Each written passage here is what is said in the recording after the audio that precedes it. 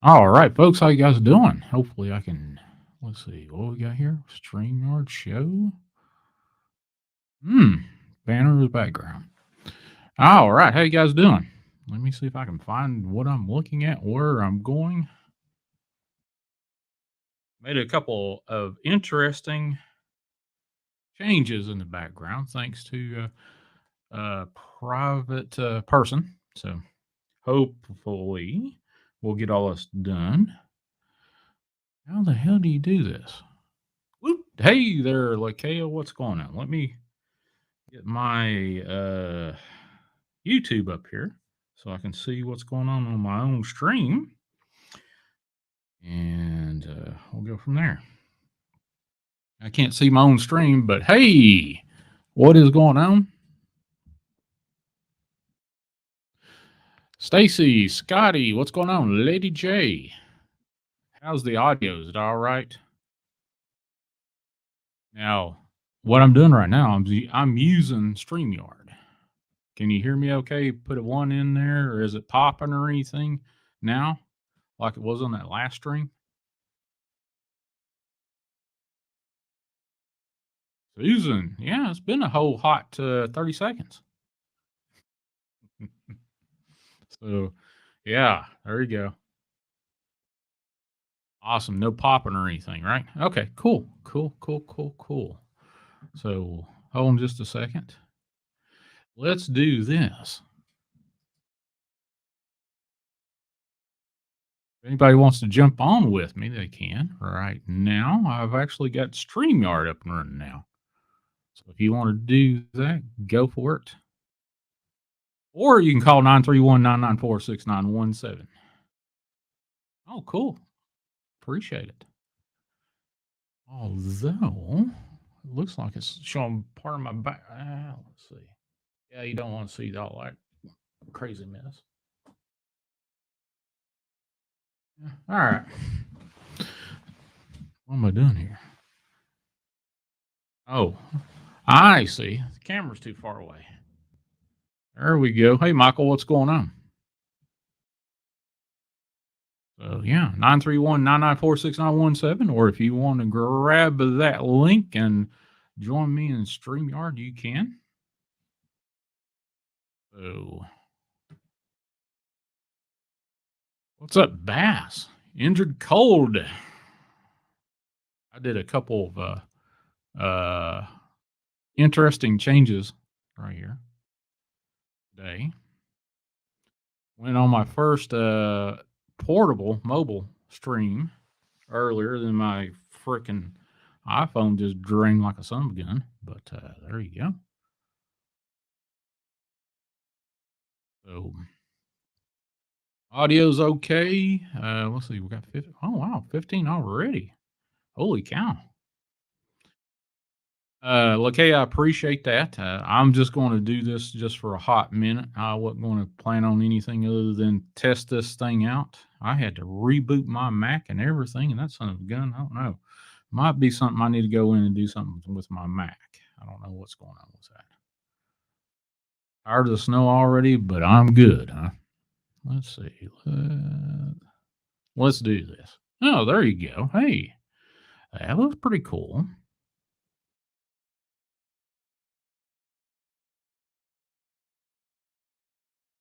Well, this is a whole lot easier.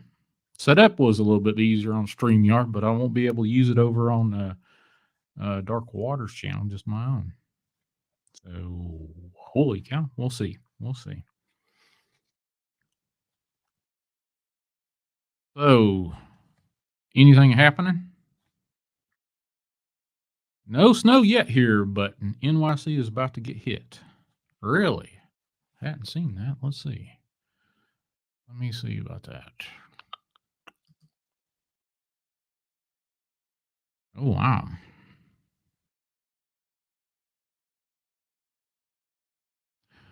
Well, my weather map ain't pulling. Well, here it is. Slowly. What's going on? Maybe it's just my Mac needs to have a hammer put to it, I guess. So, anyway, check what's going on. Gypsy Road, what's up, brother? So if you want to, go ahead and join in the chat with me if you want to come in on the StreamYard, or you can call 931-994-6917. I will be able to talk to you that way. Either way. Let's see. Comments, banners. Let's see. How the heck do I do this one? Create a banner. There we go.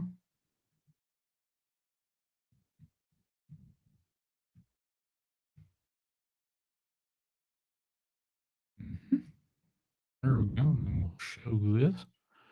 There you go. There's the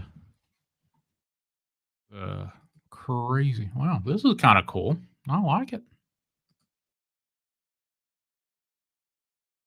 Kind of cool.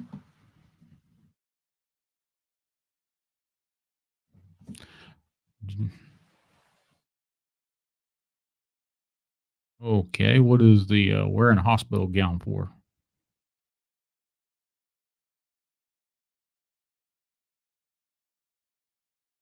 You spit that number out so fast, 931-994-6917, or you can join in here if you'd like. Got StreamYard up and running. If you'd like to join in on StreamYard, we can do that. I'm not going to be on here for just a hot minute, just to see how this does. I've never really ran a show from StreamYard. I've been on many shows, been a guest on StreamYard, but there you go.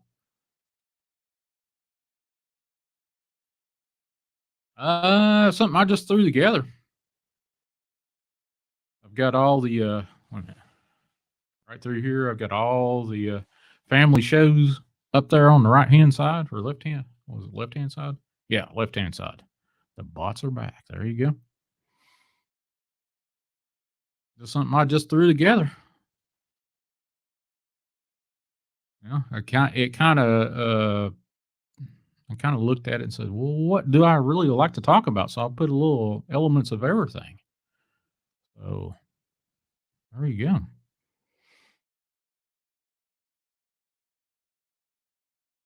Let's see. How do you share? Oh, yeah, I know how to share a screen here, but there we go.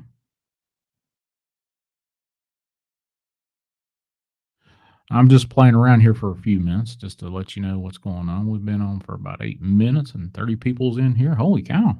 Wow. Snow shoveling. What the heck's that about?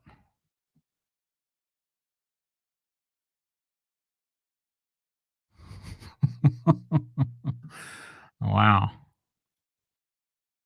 There you go. There you go.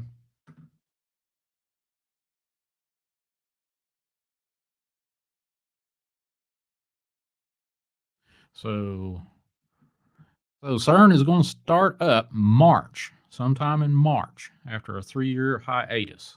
Just to let you guys know that. I might have the link that I can post here in just a second. Hold on just a second. And hold on a second. Let's see if I got that particular. Nope, that's not it. Nope. Now, Bass shared with me earlier. Let's see, something about China's got a crazy sun project that they ran for about 100 seconds or something like that. No, I don't have it. Nope. Well, I was about ready to show you something, but apparently I just don't have it in my thing here. But there you go. Well, that's concerning. Oh, there you go. Hey, Balloon Moon Sense, what's going on there? That's been a minute since I've seen you. Artificial sun. Yep. Artificial sun. Wow.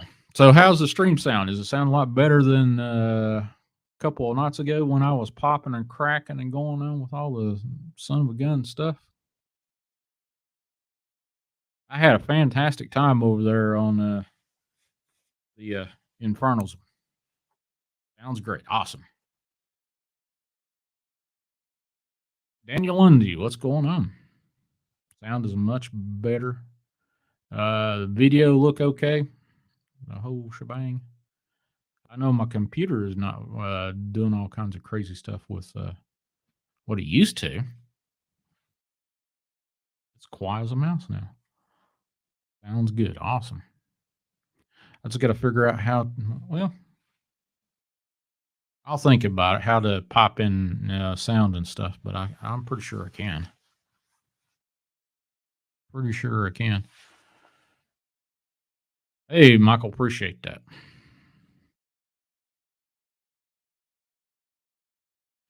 Let's see if I can find something up here. Let's see if I can find the. Nope, that won't work. Let's go over here and see about the artificial sun project and pull that up.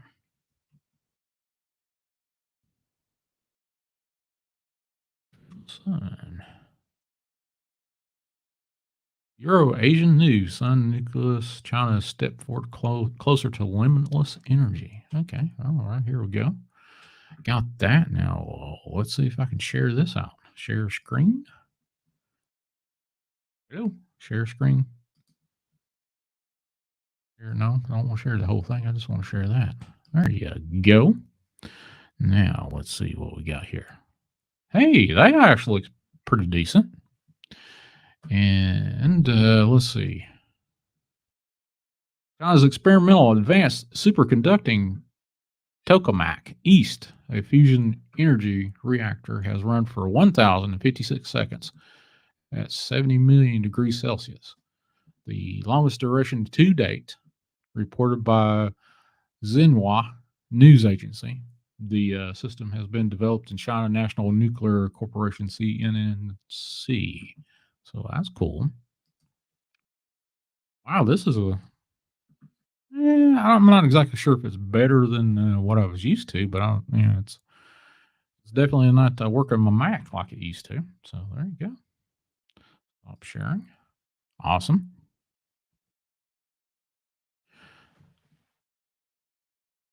I'm not reading chat, so someone will have to read questions for me. Thanks. Okay. Well, I guess it'll be me since I'm the only one live on air. Again, if you want to be a part of the show, you want to go and let's see. Let me do another invite here. Clipboard. Okay, copy. Post this into the chat. If you want to jump on StreamYard with me for a minute, see how it goes. All you have to do is follow the instructions. Make sure the audio is off on the live stream and YouTube. You can choose to either do audio only. Oh, yeah. Hold on just a second. Let me see if I can find that. Thank you there, Julie. I forgot about that. Let me find those sons of guns here. Friend of mine, Julie, up in Canada, she has they've got some light pillars up there that is currently, I don't know, is it still current there or no? John, if you're in StreamYard, just bring up chat on your cell. Okay, I'll have to. I'm just in StreamYard right now. I just jumped on there and see how this thing does. But there you go. Let me look this up. And let me find the pictures on this freaking Mac here. But just to let you guys know, I spoke about this earlier on the live stream I did earlier. No, that ain't it. Where the hell did I put that? Oh, well, let's see. Let me jump over here and get it from the horse's mouth. Let me get into Twitter.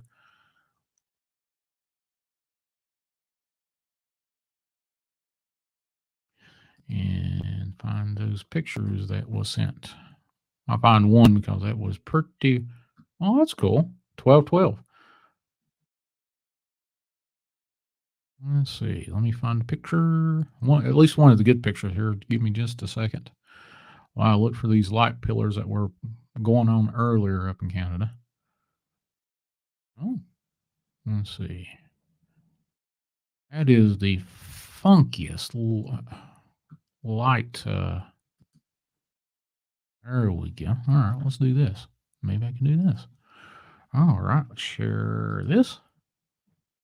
Oh, screen window. There we go. Share that. That's what was happening up in Canada earlier today.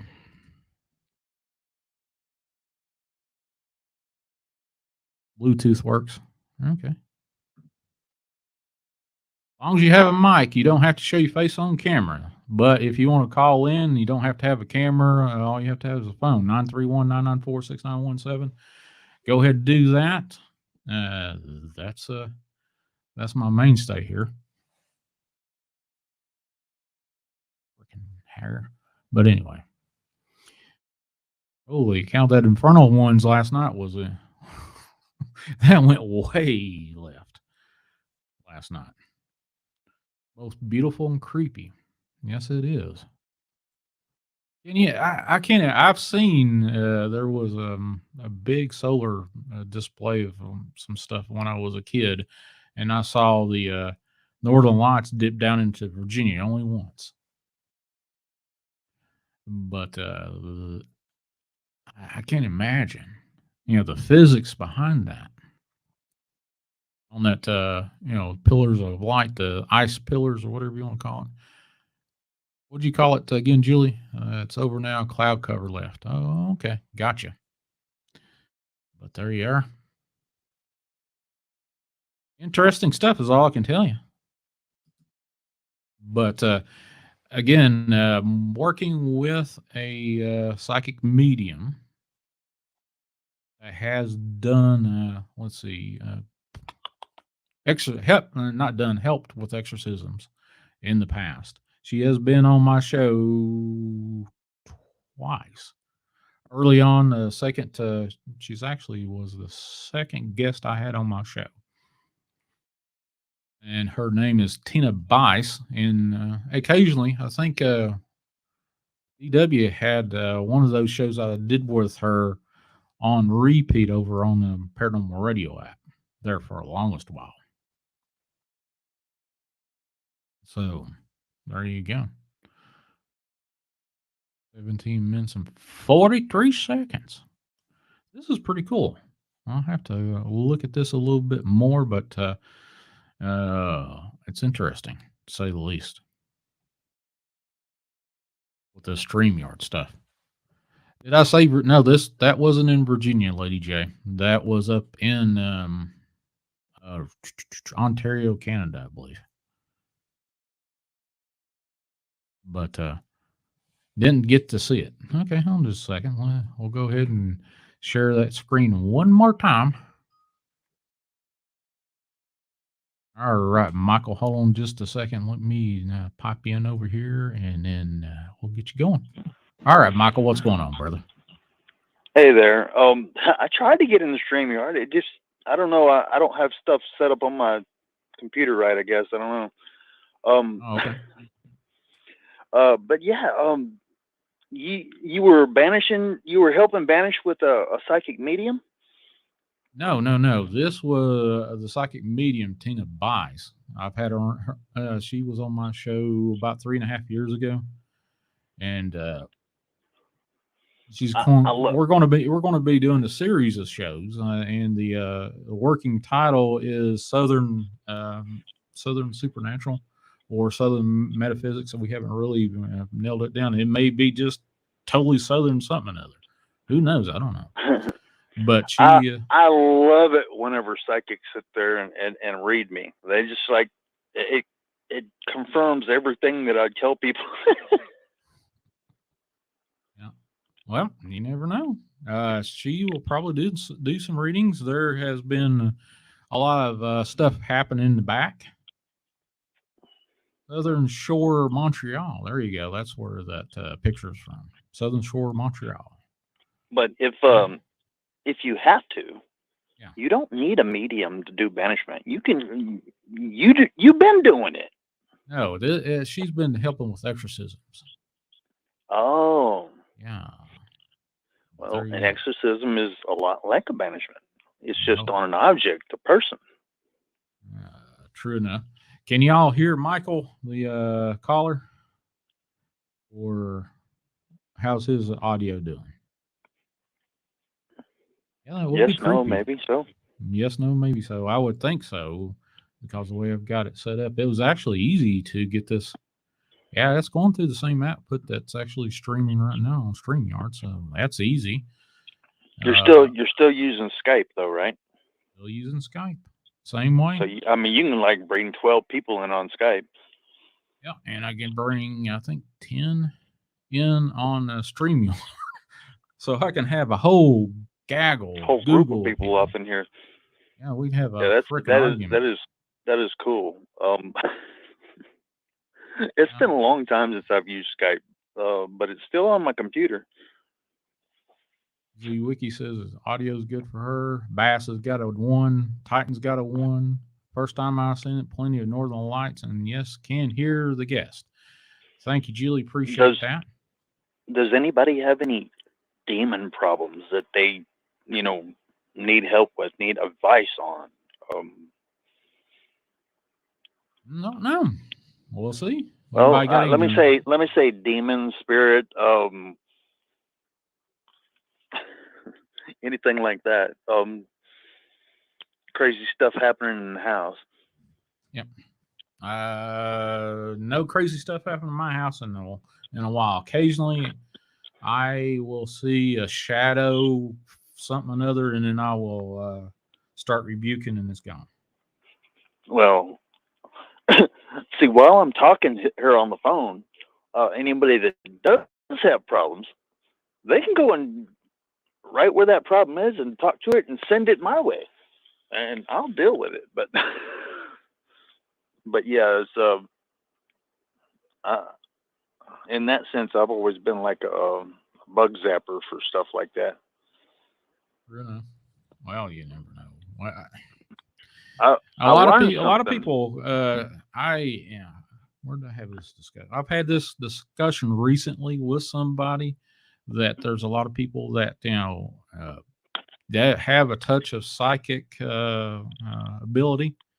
I don't can't say everybody does, but the person I was No, not talking to, everybody. It's rare.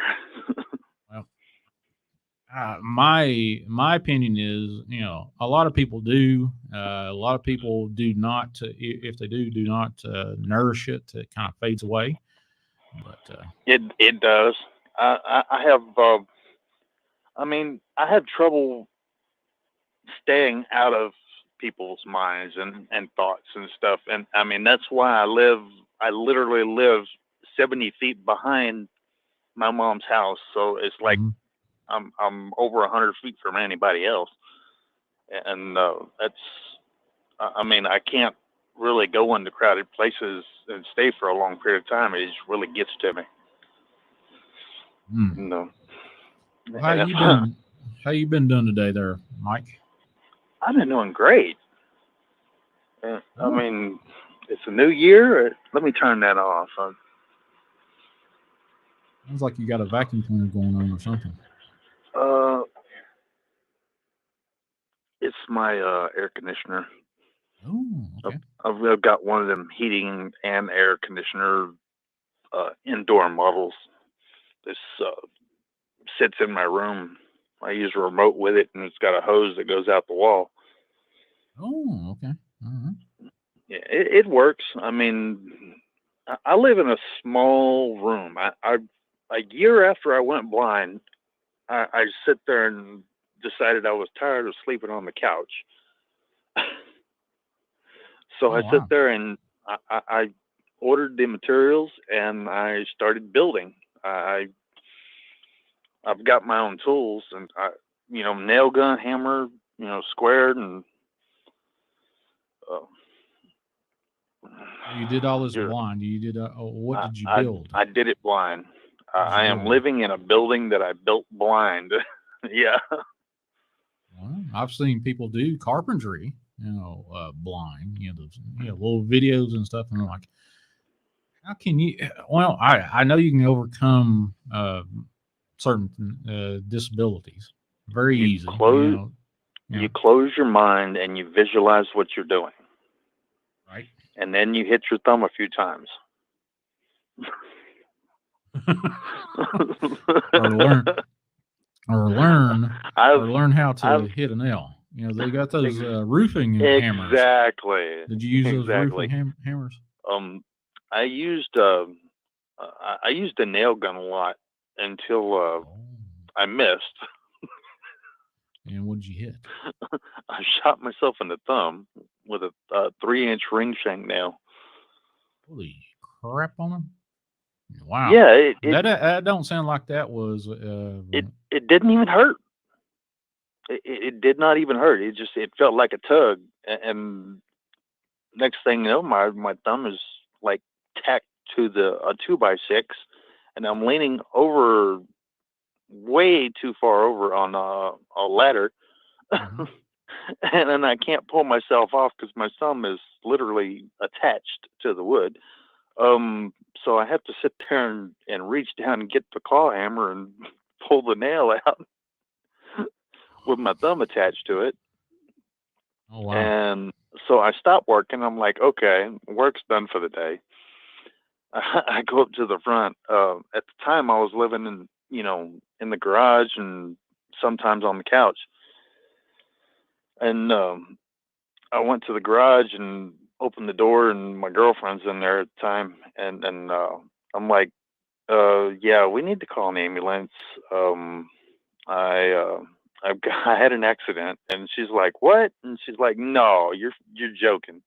I showed her my thumb With a nail with the insertion. nail sticking through it. Oh my god. Yeah. I mean, the head of the nail is right there against the nail of my thumb. Right at the base of the nail. Hmm. Well, it, hold on just a second. Kingston, I used to wear ties all the time when I was over a bunch of sleep labs. It's just part of my daily dress. Uh, but since I lost my leg and retired, I have not worn a tie. And if God willing, I'll never wear a tie unless I get paid very well. thank goodness. Yeah, Ties I'm not going to do that suck. anymore. Yeah, I'm not going to do the tie thing anymore.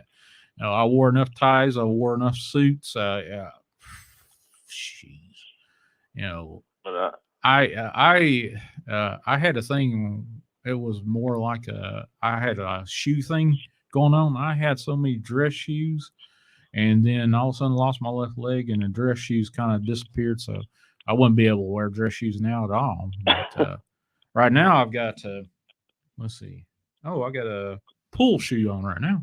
That's where wear for a house slipper. So I love my Crocs. I never could get in Crocs. I know a lot of people in the healthcare industry does Crocs, and what are those? It sort of looks like Crocs. I can't remember what the hell that thing is. Well, anyway, it looks sort of like Crocs, but it's leather made and all this stuff. I tried those Well, Birkenstocks. they've got some Crocs that are leather loafers. Yeah, Birkenstocks was a big thing. Yeah.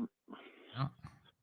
But on the way to the emergency room and the thing and ambulance, they're like, how did this happen? And I'm like, well, I'm building a building, and it just happened. Right, right. I told them about having to. I tried to cut the nail with the uh, needle nose pliers, and that wasn't happening. Hmm. They ended up having to cut the head of the nail off and then pull it through, and that hurt 1,000 times worse than actually Well, getting shot with the. did it go through the bone or did it just go through the It nail? went right next to the bone, Oh my. but my Holy my cow. thumb was sore for months. Don't I don't think I've seen one impalement, but it wasn't that bad. It went through the right upper shoulder and then didn't go through any bone. It was just went through ligament and that's about it. So Oh well, that's the best way to do it. I mean, yeah. not the only time I didn't really consider that an impalement. And an impalement was earlier on, whenever I was a teenager. I was climbing this fence, and it had those spikes on the top of it, Mhm. and I slipped, and it went into my back, and it actually went to the lung, and almost I could feel the metal under my rib, and I literally had to stop freaking out, stop screaming, and twist my body and get myself off of that thing because there wasn't nobody else around. But yeah, that was impalement, and yeah, that sucked. I had a gastric bypass probably about 18 years ago, maybe 15 years ago. No, somewhere around 15 years ago. And when they took the staples out, the nurse at the doctor's office that I attended, she did it dirty. She's like, I'm gonna count on 3, and then I'm going to clip these things out. And she would go, 1 clip. Oh, take a deep breath in, clip. Oh man, no! With that, I had to pack it with Colgate toothpaste and then hydrogen peroxide, and then I poured alcohol on it and made a volcano, and it cleansed that wound. Well, the hydrogen peroxide actually destroys tissue, though. It does what it's supposed to, but it also destroys tissue. Yeah, it made everything swell up and close up, and eventually that's what got it to heal. And I mean, it took months for that to heal, but all right. Oh wow. Well, at least the audio's working. That's what I wanted to try out and make sure everything was going all right on this end. I don't know. Alrighty. Oh, wait a minute. I'm listening to you. Wig wants to ask you a question. Ask Michael where I put the yarn I want to use to make Chaos's beanie. Where did he put the yarn? I mean, think here. I don't know if I can do this. I ain't never done that. Not unless it's something that I've touched. But let me think. It fell between the cushions. Yeah. Or if I can lose a remote control, and yarn. Moved. I had moved. Winding a yarn can go anywhere. That's what sucks about it. But that's crazy. Tell Wig to sit there and infuse power in his yarn. He'll never lose it again. He'll be able to see it. Will that make it glow in the dark or what? I don't know. In the ether. If you're a sensitive at all, you'll be able to feel it. Zwicky said, "Give it a good honest try there, Michael." Yeah, give her a go. You never know. At worst, you might be able to read what his tag on his shirt says in the back. At best, you might find his yarn.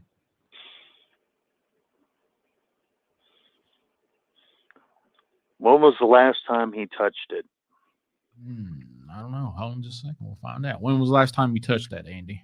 Andy Warhol's wig? Now, waiting for the response. It usually takes a minute with StreamYard, but we'll see. Well, I wish you could see this banner. I put the banner together or whatever is my backdrop and stuff. And I bet you it's cool. Yeah, it's your music's always great. Well, I will figure out how to put the music back in. I just I was like, well, let's try this. I was trying to figure out how. I'm more of a touch empath than a psychic, but I mean, yeah, that's what I'm saying. Where did he last touch it at? A few weeks ago, and he didn't put where he touched it at. Bloom, hey, there you go. Andy, try the last drawer. It's always in the last one. Now, Blue Moon, she's got some unusual gifts, and that's one of her gifts. She can see stuff. She can remote view. I'm seeing one of them big plastic Rubbermaid bins. But, you know. Check your icebox. Check your icebox, Wig. I have lost so many remote controls where I go and grab something. Admittedly, I was drinking beer at the time, so that might have been a factor. That's why I put my remote controls in the freaking fridge and forgot about it. But there you go. It happens. Yeah, it happens. But I've done it when I wasn't under the influence either way. But maybe I was just the uh, senility on behalf I of me. I couldn't tell you where I place things. Sometimes I see me. I smoke 420 instead of. I mean, it's pretty much the same inebriation. Oh. Wig says he has a huge bin. He'll go check. So, I mean, where that's was kind of what I'm saying. Is one of them big bins. Where was your Not last the. project? Check where your last project that you completed. Maybe it's there with that I project. mean, I'm probably wrong. I'm seeing a blue top on the thing, or blue pale top, but Oh. I'm probably wrong. It might be pink. I just don't do this. Z-Wiki said, "Hey, Sean, that's not so bad. My mom put Nair in the fridge, courtesy of also drinking beer." Yeah. I mean, to me, Sean, that's considered doing parlor tricks, and that's not. Well, hiding Nair in the fridge? No, Or, telling people where they lost their stuff.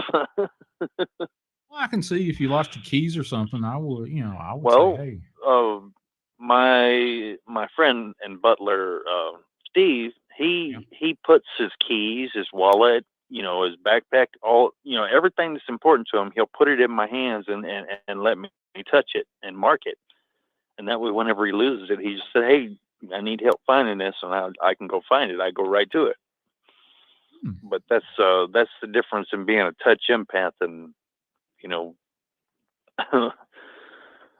Now, if Wig was in the room with me here, Mm-hmm. and I could sit there and touch his head or something or his hand, uh, I'd be able to see through his eyes and through his memories and see where he put it. All right. But doing that over the phone is no, that's a whole different kind of ability there. Really, Chica? Wait a minute. Let me do this. Chica says years ago, one of my aunts put toilet paper in the freezer. I think that was when she was going through a OT back in those days. All right. Um, I don't know if I ever told y'all this encounter. There was a time my mom, I mean, we had been having something really dark and mysterious in the house for months, and mom had recently come back from Mexico, Right. and I mean, I couldn't figure it out. It was just something just oppressive in the house, and I couldn't shake it. And I'm like, okay, I can't banish it. I can't shake it. It's got to be an object. Um, so I sit there and prayed to God and ask Him to make known, anything in the vicinity here that is causing oppression and trouble and might be demonic influence and evil, and just like in the days of the Persians, whenever he knocked down those false god statues, uh, I asked Him to knock it down off of its perch and into the open so it can be seen. Right. Within the hour, uh, two different things happened. Okay, Okay.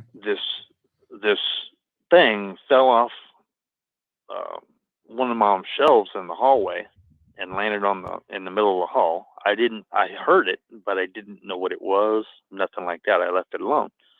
And I'm listening to CNN, and it's talking about a Egyptian obelisk that is in a museum and how it has levitated and turned around, and facing the wall were hieroglyphs that, as the obelisk levitated and turned around, they could start seeing the hieroglyphs, and people were deciphering and reading. And it was this obelisk asking people to sacrifice to it in blood. Hmm. And about that time, my mom comes and walks out of her room, and she says, "What's this?" She picks it up, and I was like, "I don't know. Hand it to me."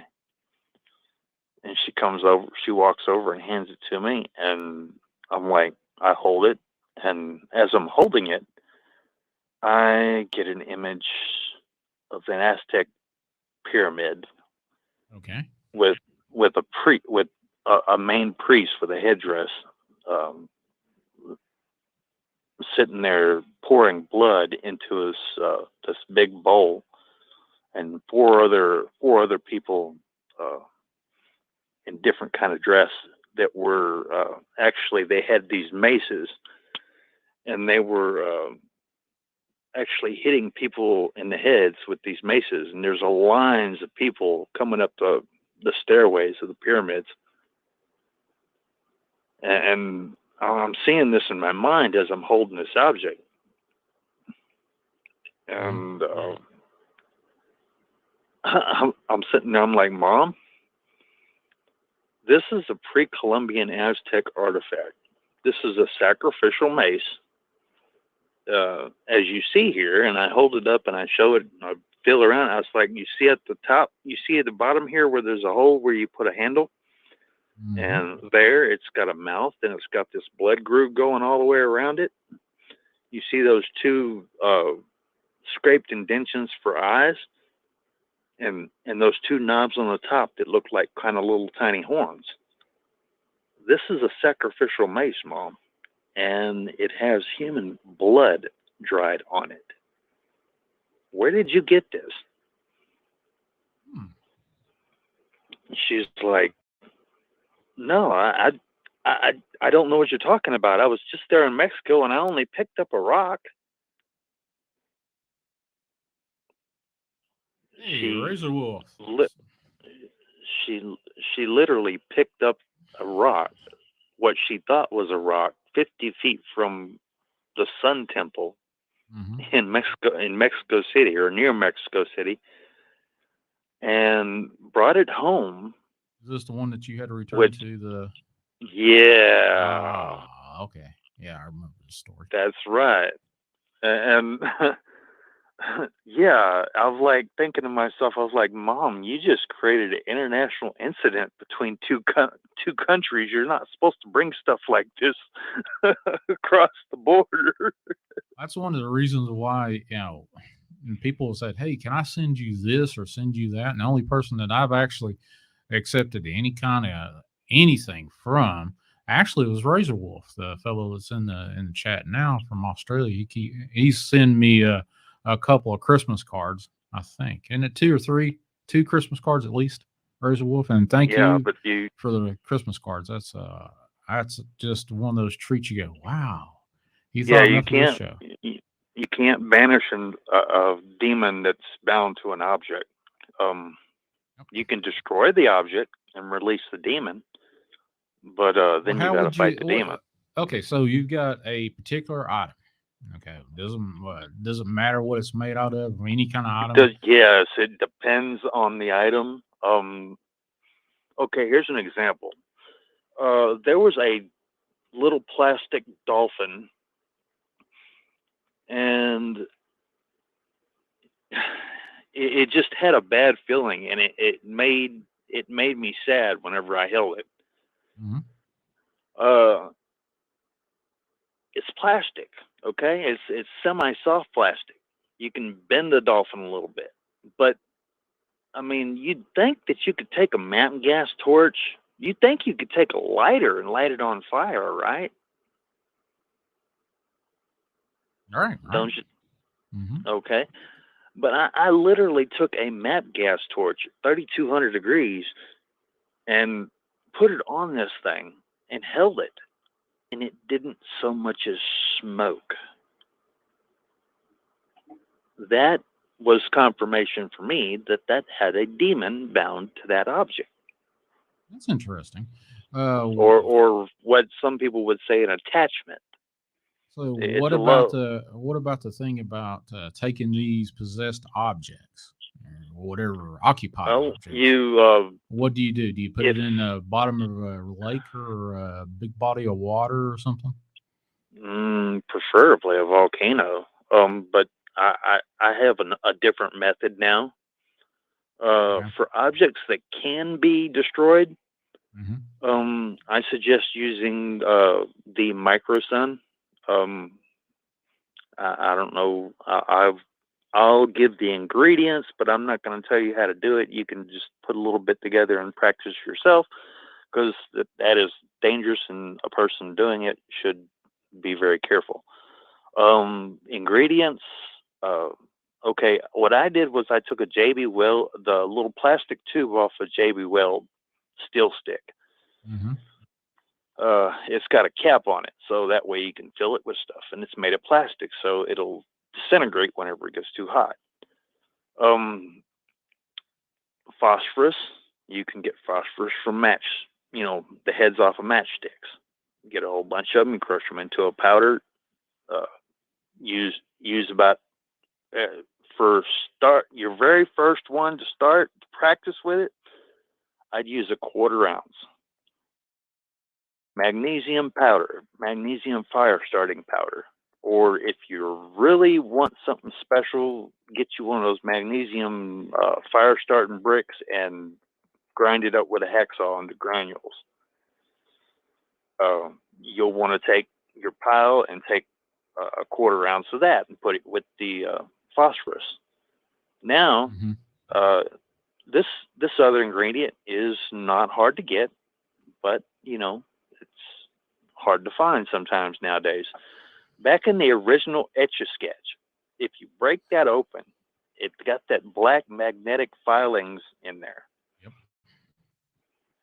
That is magnetic ferrite. Yep.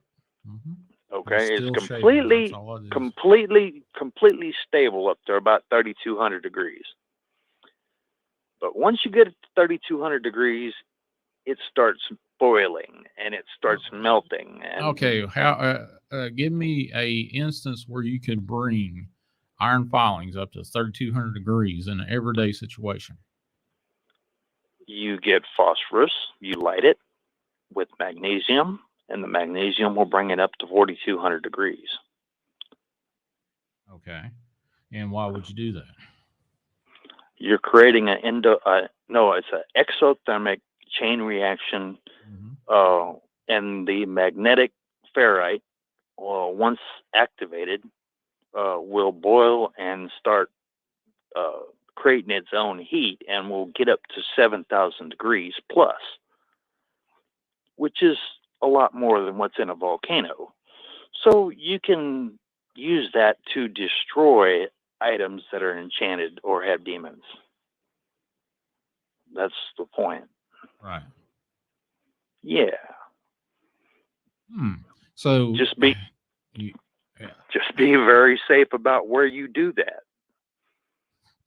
Well, you said that you can't light a object on fire that is possessed, but you can toss it into a volcano or I bring it up to I could obscene I could put it heat. in a pile of I can put it in a pile of metal magnetic ferrite shavings with phosphorus on top, and magnesium powder. Yeah, that thing is So what it's going to be nothing but what would it'll be nothing happen? but crystallized ash.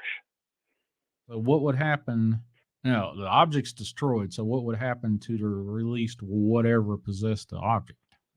Um, it's going to do one or two things. It's going to either leave or it's going to attack you. Okay. So be ready with a really good banishment spell. Remember that whatever banishment spell you use, you add never to return, and you add for them to go to the place of darkness, which is Tartarus, until their time of judgment, never to return. And Okay. you add that to your banishment, and that makes it permanent. That means they can't go mess with nobody else, and they can't come back and mess with you, because I guarantee if you don't put that there, they'll go get 7 friends, and they'll come back and mess with you even worse. Okay. Yeah, Let's that's see. why that's important. Got a question for you, Michael, from Residual. Will drinking a gallon of alkaline water for 30 days straight really get rid of cancer? It'll get rid of cancer, most viruses, bacteria, um, just about any infection you have. Well, you got to do a disclaimer that we're not medical professionals, and this is Yeah, we're not medical professionals, but I've done it myself. And the first 8 days, it really kicked my butt. Made me feel like crap. I had stuff come out of my pores, out of my bowels and everything. And mhm. but that ninth day and the whole rest of the month, I felt like I was taking B12 shots. Hmm. Oh. Now I'll tell you, real true alkaline water tastes really icky. Can But I you, mean, can you put I, Kool-Aid I with it and then kind of straighten that up, or um that I'm sure fidget you with can. I, alkaline? I I made tea with it. It Well, still tasted funny, but well, that was any kind of additional ingredient you would toss into a water solution would monkey with it. I would think. yeah. Holy cow, 38C top 42. That's a pretty warm day there, Sue. But yeah, that those ingredients for the micro sun uh that'll do the job on stuff that's made of cloth and plastic and stuff like that. That you know you want to get rid of. Now, if it's made of a diamond, just look on the internet how to get rid of a diamond. You put a diamond in sodium bicarbonate and water, and the diamond will melt. Oh no, so ZWiki took offense by I said not Kool-Aid, not the Kool-Aid. Yeah, not the Kool-Aid, not the red feather. What was it that Chaos came up? Red feather booger buggers or whatever. I can't remember what it is. All I know is my bit is fuck all y'all.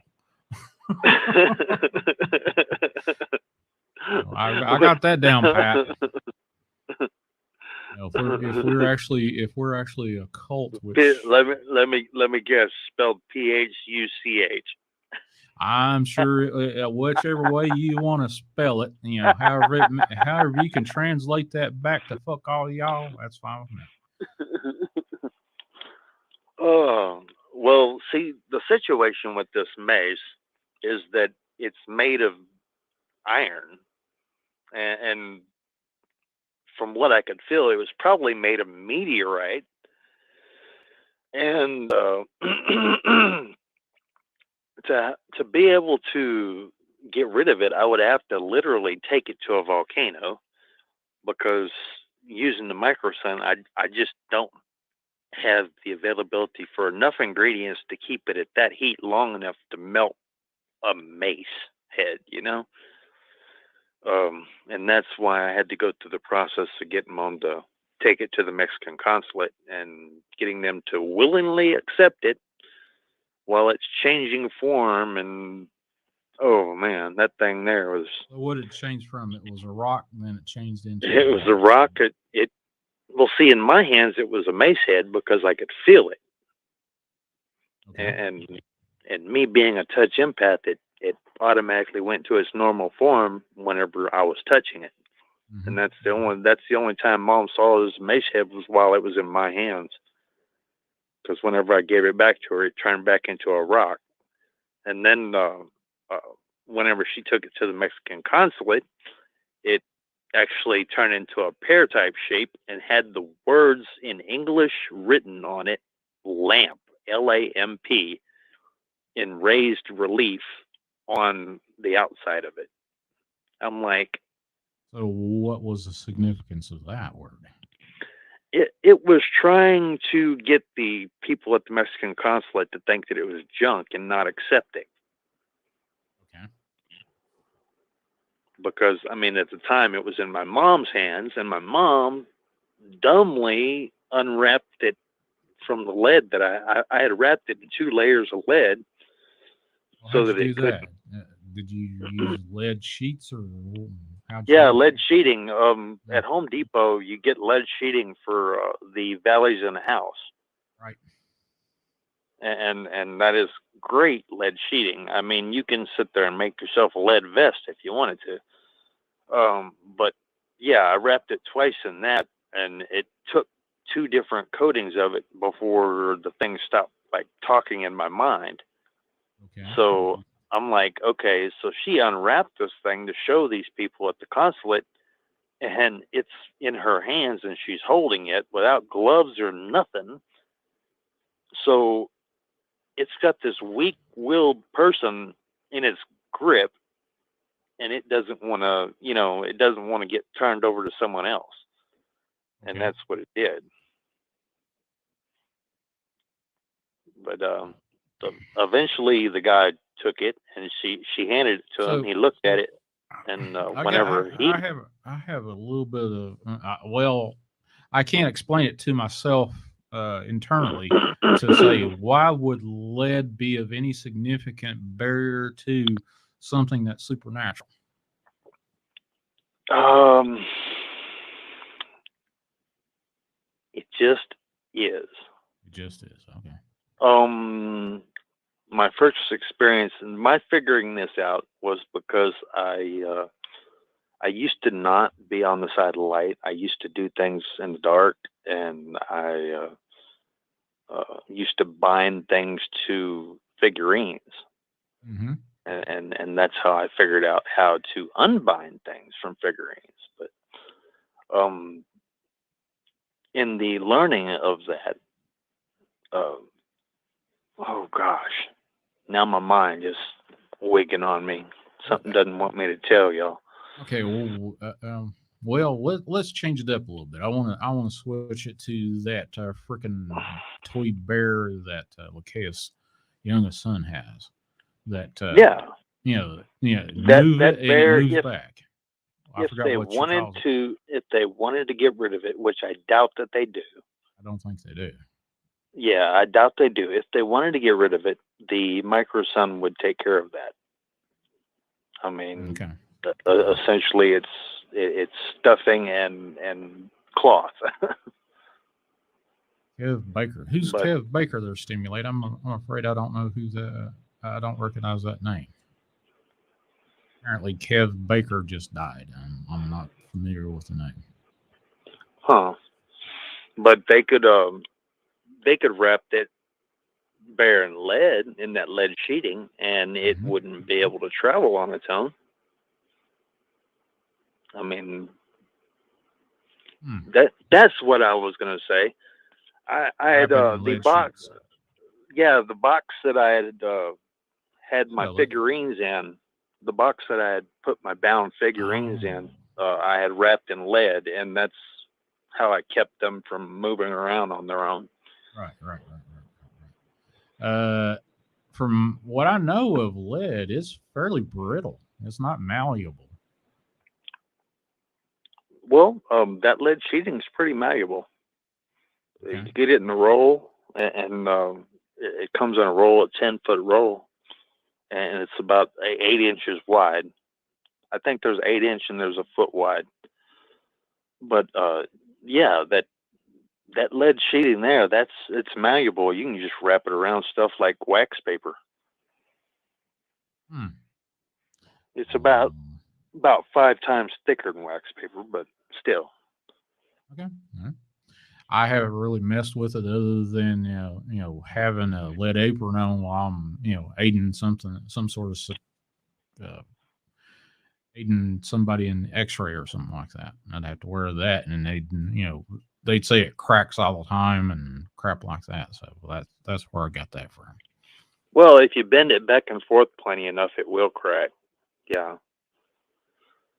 It, Stimulating said you'll get lead poisoning while you're at it anyway. So maybe that's why I got such abilities. Not playing with lead and mercury. yeah, well, no, you can't. Well, you're not supposed to. Yeah, lead, and mercury. Mercury will absorb into the skin too sweet, and that's just one of those Yeah. things. You just don't do it. I remember when I was a kid. I think early. Maybe that's why I'm so crazy. Um, remember, Had a little It had a Little little. pearl of mercury in your palm. Yeah, I Uh, think I remember that somewhere. yeah, I did it. Yeah, once that thing started acting funny and going in my skin, I chunked it across the room. Well, maybe that's why I'm a little bit shy of psychotic myself. So who knows? Well, there's people out there that thinks I'm psychotic, but I think I'm about the sanest person in the world. Everybody else is psychotic. So there you go. You're pretty sane there, Sean. Yeah. You're pretty sane. Me, I'm looking back on crazy with a telescope, and I mean, I'm way out there. I can't even see normal. I wish in my dream of dreams that I could just have been normal, Okay. and it's just not. It just never was. It never was. Well, I don't think. I think everybody has their own normal level, and then somebody else that's their normal is not like your normal. Then you or they look at each other and say, "Well, they're a little off," you know. Now I have come across a handful, well, not a handful, a healthy handful of people that I look at and go, that just ain't right. Yeah. So Whenever I was 12, they did a. My mom had me put in a mental facility at one time, and they did EAG, electroencephalogram, mhm. and that's where they put the electrodes with all the sticky goop in your hair, and Yep, I used to you be know, over at EEG lab way yeah, and back when. they said that my reading was uh, extremely abnormal. So it's No, not yet. yeah, they told a 12-year-old kid that. I'm like, man, I'm like, it's not me. I'm not abnormal. I'm normal. Y'all are the ones that. Yeah. Well, Michael, I'm gonna have to hop off the phone. I want to do one more thing to test this thing out, but I appreciate you calling in and testing this Take it audio easy. stuff. But I appreciate you Not calling a in, not a brother. big deal. All right. Thanks, man. Always. All right. Okay. Michael, buddy. Holy cow. He's got stories for just about everything. Now, um, I'd like to test out this StreamYard thing. I know it works, but I've never seen it work on my end. I don't know what I've never been on this side of the control booth, I guess what you would call it. But if you would like to, just for a second, don't have to do it forever. Either video or audio. It doesn't matter to me. Grab that link for StreamYard, pop in here. I'd like to see how this all works on my end. Now, what will be happening in the near future? I'm going to have Tina Bice. She is a medium, and we'll be doing a series of shows. And the working title is either Southern Supernatural or Southern Metaphysics. It could be Southern. What the hell was that? I don't know yet, but we'll be doing a series of shows in the near future, and there might have some interesting guests come along with that. So you never know. But there you go. Destiny says, I'd be happy to know what neutral we're even, but nope, I'm just doomed to suffer and deal with, I guess. Well, I'm crazy. I know I'm crazy. I know I'm an oddball. As my grandmother said to my grandfather, "You're set in your ways." Uh, I guess I'm getting that way. So there you go. Somebody grab that link and pop in for just a couple of minutes, not very long at all. Just hey, say howdy ho. I just want to see how this thing looks from my particular point of view. I've never had this point of view. I've actually been in total control of this broadcast stuff on StreamYard. But there you go. Destiny said, I would if I had. Well, okay, well, that's fine. Not a problem. We're all quite mad here. Yes, we are. We have our own level of acceptable madness, I guess.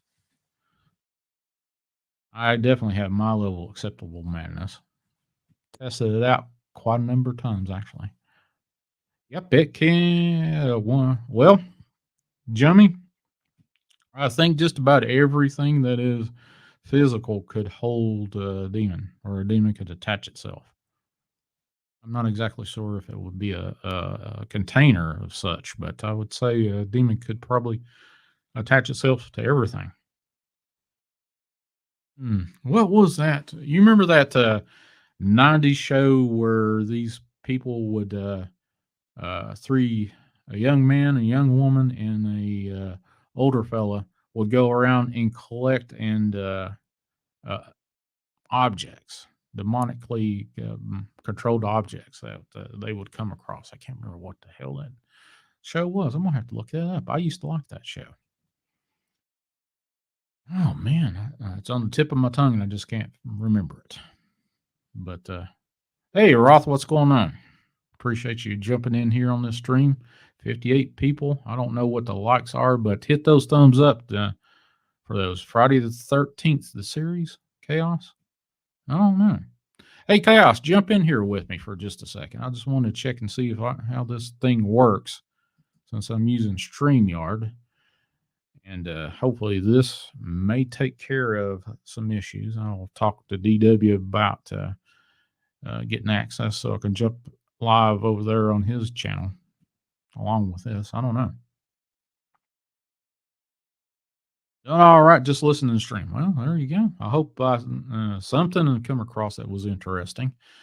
Yeah, but just want to let you know I've went on a couple of streams actually. My stream, and I went over on Paranormal 9886, Paranormal Security 986, Josh Runyon's channel for a moment and said, "Hey, howdy." I'd love to have him back on my show. I think he has mentioned it a couple of times that he'd like to come back on and shoot the shit with me. But there you go. But I'll be in this stream here in just a little bit if nobody wants to jump back on with me. But what I did was, had a anonymous donor that helped out quite a bit with the show. Here we go. We got there he is. Here I am, the attention whore himself. Pops up. Well, hey, get rid of you.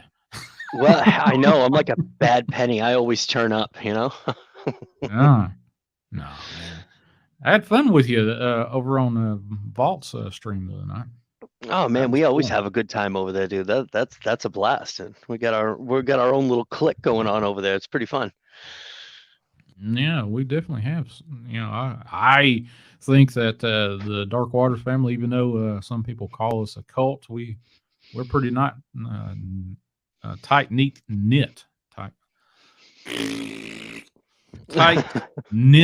family. I think so. I think so. We all get along really good, man. And I mean, hey, whatever, you know what I mean? Whatever works. Yeah, right. That's how I see it. It's not everybody's going to be happy with everything, and it is what it is, I guess. That's their problem, not ours. So, right.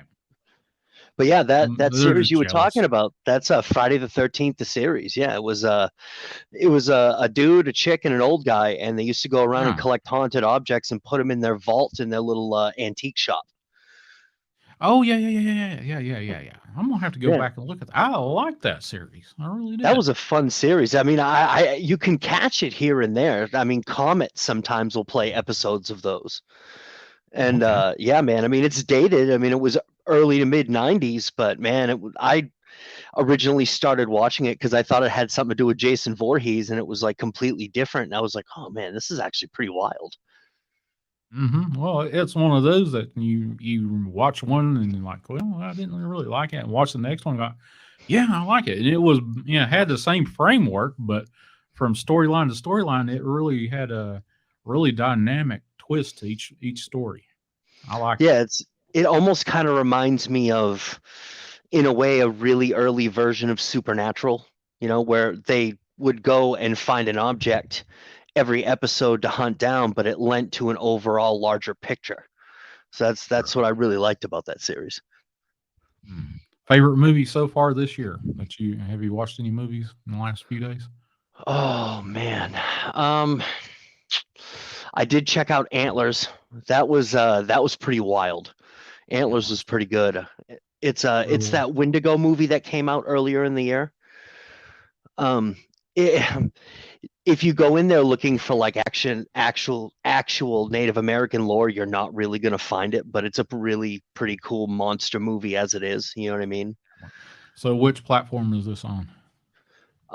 Well, I found it online, but it was in theaters for a while, and I don't know if it's on Blu-ray and DVD yet. I don't remember seeing it in the stores yet, but I actually caught it on a movie website that Vault when we were talking about at behind the scenes Oh, okay. I last got you. night.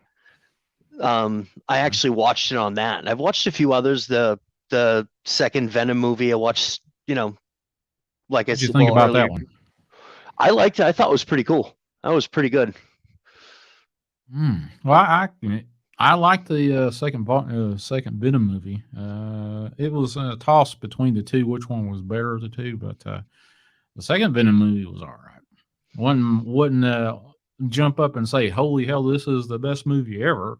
Nope, it wasn't. No, I mean, in a lot of ways, I thought the first one was a bit of a better movie, but this one was just a lot of fun to watch, and it sets up the whole, Venom and Spider-Man thing. Because I actually earlier today, I woke up a little early, and Oakley got up with me, and we watched Spider-Man: No Way Home, and I enjoyed it. I thought it was fun seeing all these characters come together like that. So that was a good time. Oh, Shell says she loves her some Pirate Bay. I haven't used Pirate Bay in a long time. It's been a long ass time since I used that thing. But yep, there you go. Oh, let's see. We were talking about The Witcher season 2 on Oh, the that was last stream. so good. I It was so definitely, good. I may just take tomorrow and just rewatch that season 2 one more time. That was Just so good. binge that whole thing all in one spot, huh? Hell yeah. I actually, funny as it was, I got up to have a smoke. I just finished watching a movie that I wanted to see, but I had forgotten about, and I was, got home from work, and I'm going through Hulu because I never go through Hulu just to see anything, and they Mhm. had Love and Monsters, and that is a really, really cool movie, man. That is a really fun movie.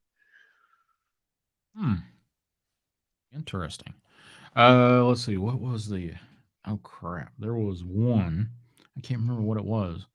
It was around a father and a daughter, and the father could control time, and the daughter could control matter, and he would create a bubble in time to protect his daughter in a house. And I can't remember what the damn movie was. It wasn't that movie Freaks, was it? Yeah, freaks. Yeah, that's it. Okay, because I haven't watched it, but I've been looking at it, and I'm like, oh man, I'm gonna watch that sometime soon. Maybe I'll have to check Yeah, that it was out because that good. sounds It pretty was wild. good. It was good. The premise was, of course, you got a father daughter scenario there that the father is trying to, uh, keep his daughter from being captured. And but the weird thing, his control over time ends when he falls asleep. So he's constantly in this always overly tired status. So and That it's sounds just pretty interesting. strange. Yeah, strange, but it was one of those brain twisting teaser kind of movies. You're kind of like, well, how the hell did that happen? And then I you look like at the those. premise. It was one of those you just got to let go of your laws of reality in your head. Say, oh, I'll go with it. Oh, definitely. As a matter of fact, I actually got into this a little bit of a conversation with one of my coworkers tonight at work, and he says to me because he's been saying this for a while now. He's like, "Dude, I'm all set with the new Batman thing and all that," and I'm like, "Oh, okay, rock and roll, the new movie coming out." And he says to me, he goes, he goes, the more I watch the trailers for this, I'm starting to think that Robert Pattinson could do a good job. And I'm like, dude, of course Robert Pattinson would do a good job. Everybody bases everything they've seen about the guy from Twilight and that movie he did right after Water for Elephants, which wasn't a bad movie, but um, I've seen a lot of other movies this guy has done since then. Like, oh, I don't want to say B movies, but they're kind of just above that. And if you want to see a really, really good movie, he's not in it for that long, but this dude's a phenomenal actor. Check out that movie on Netflix, The Devil All the Time. Such a good movie, dude. I'll have to look it up. I have not seen it. I have not. That doesn't sound familiar to me. Devil yeah, all it's the also time. got Tom Holland in it too. And it's just a really, really cool movie. As a matter of fact, it even dude, there's a lot of stars in that movie. So it'll surprise you. It surprised me. I thought it was a really good flick. Good night, Julie. Appreciate you showing up there. A friend of mine from way back. Blue Moon Sense down there in the chat. But okay. yeah. But yeah, I have been rattling my head over what happened Saturday night with the crazy audio problems. I don't know if it will. I believe it was just the freaking weather.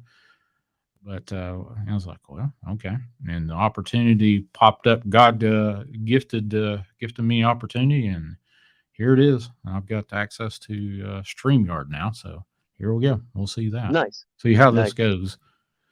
And I could, I think it'd be easy to tie in a lot of the stuff I did over with OBS into this. And I'll have to talk to DW about how to get access to the StreamYard software to do it over there on his channel. But that's just a phone call and a short conversation with him. So we'll see. Right. Why did you have some inclement weather going on this past Saturday night where you are? Yep. Oh yeah. Hell yeah, we did. Saturday night, a big storm blew through, tornadoes, and then it ramped up into a big snowstorm yesterday or last night. Oh Jesus! So, yeah. Hell yeah. Vault said, hell, as soon as I saw you had problems that night with audio and lightning was striking and lightning hit the signs and shit like that, I wasn't gonna go online.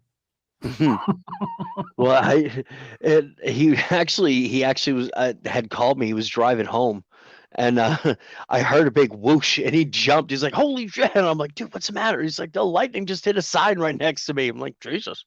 Like maybe that's a sign you probably should not go live. Yeah, probably is. And don't do it. Don't do it. God is telling you, hey, Vault, you better not get your ass online now. I know, right? Honestly, I think I noticed that when I popped in a little bit here and there. I was like all over the place here Saturday night, all that stuff, and I popped in for a little bit. I was surprised Jeff called in. That was pretty cool, man, to hear Jeff he was calling the into the very show. first one. I need to. Well, I'll try to reach out to him. I couldn't tell you how many times. I needed. Let me put that down on the note, Jeff.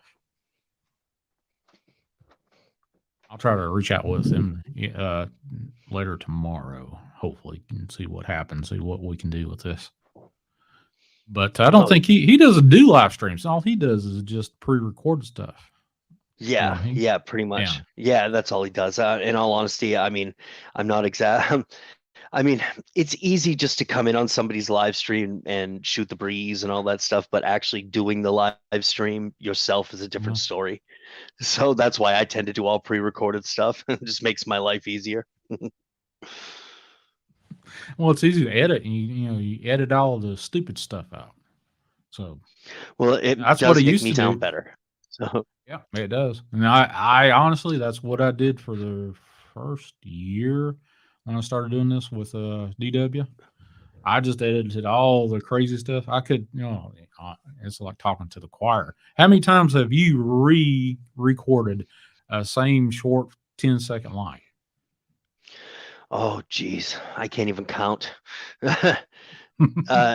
Man. There's been honestly, like man, there's been times I'll misspell, or I won't say a word properly, or I'll miss a period or a comma. I'll have to do it like 5 or 6 times. It's kind of a pain in the butt to go back and edit it, but I mean, you can pretty much make anything sound like you want to doing it live. You guys are warriors, man. Honestly. If you skip over a word, we can always do borrow Vault's vocabulary and just make up the words as you go along. Pretty much, It's like, fuck it. Fuck all y'all. Yeah. Fuck all y'all. I don't care if you are a hot pocket. I mean, I personally like Hot Pockets. I mean, not the ones on YouTube, but I mean, yeah. Oh, Yeah, Well, it's really odd. I apparently I'm the only one in the house that likes Hot Pockets, so I'll buy a big box of them. I'm like, sweet, I can use these for snacks for work or whatever the deal is. And after like 2 or 3 days, they're all gone. I've only had like one or two. I'm like, what are you people what's your doing? favorite? What's your favorite? Pepperoni pizza or what was that? Philly steak and cheese. The Philly steak and cheese is pretty good, but in all honesty, I'm pretty partial just to the ham and cheese. It's not bad, Oh, man. you're There's something about it. old school. You're not into this nouveau riche flavor of hot pockets. I got you.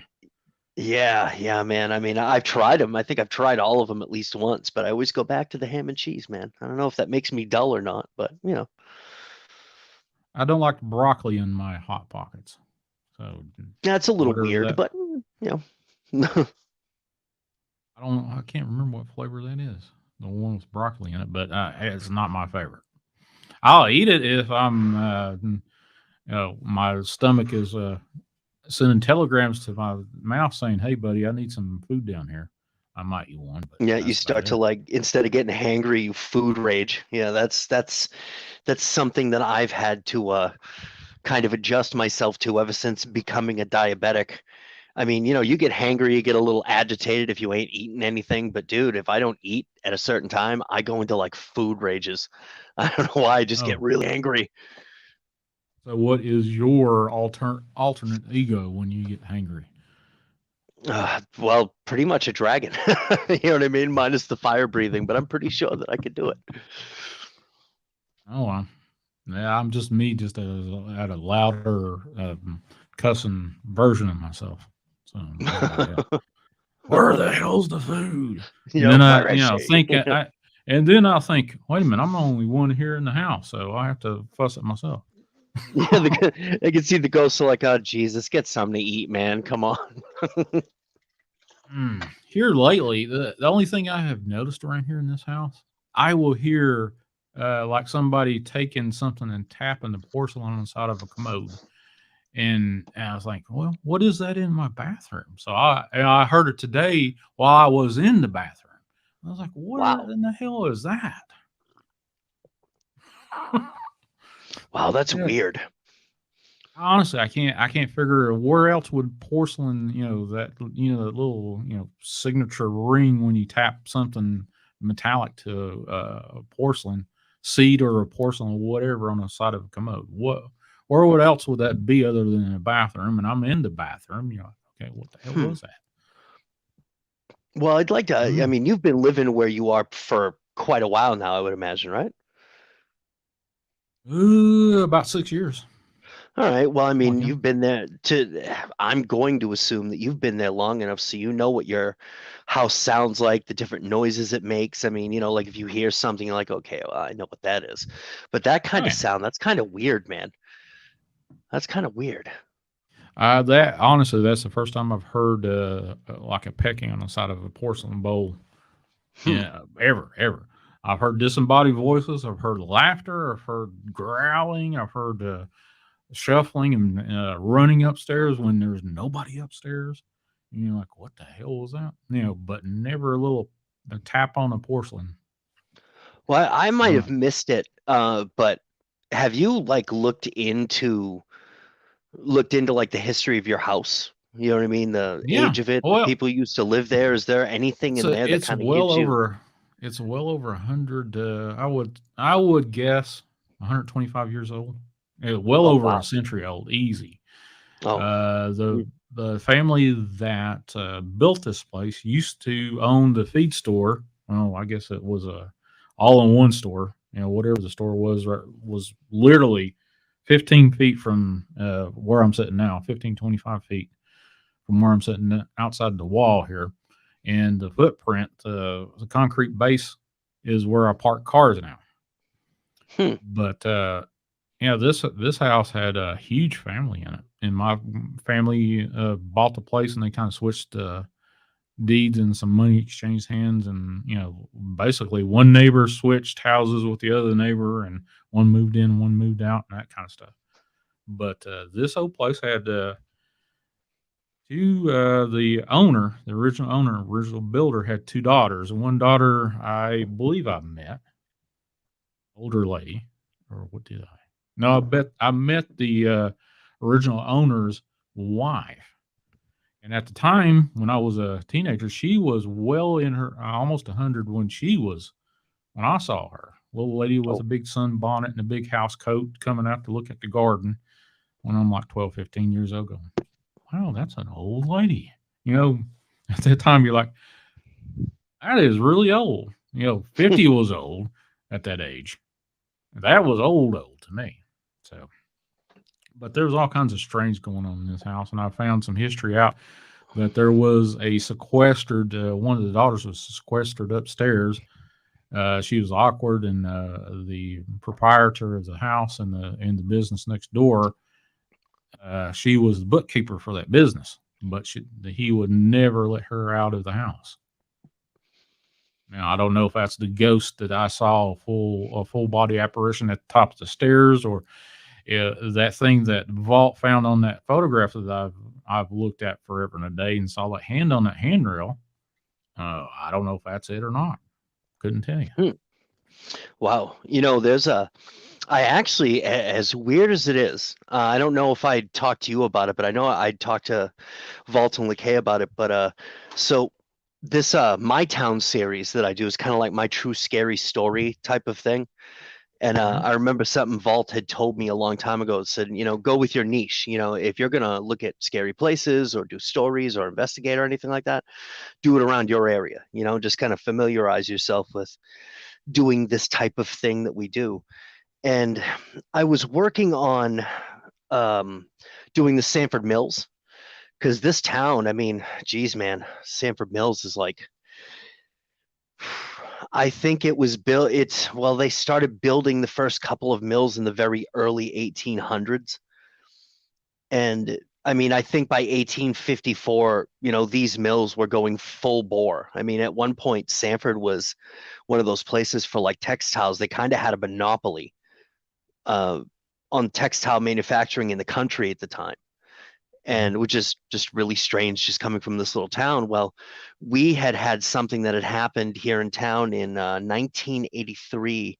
A young girl, there were rumors of like satanic cults, and some of the people that lived here were doing cults. They were hiding in certain areas of the mills, and this one of the people that was involved in this had his own little group of people, and he lured a 12-year-old girl into the woods across from one section of the mills, and he had strangled her and dumped her in the Mousom River.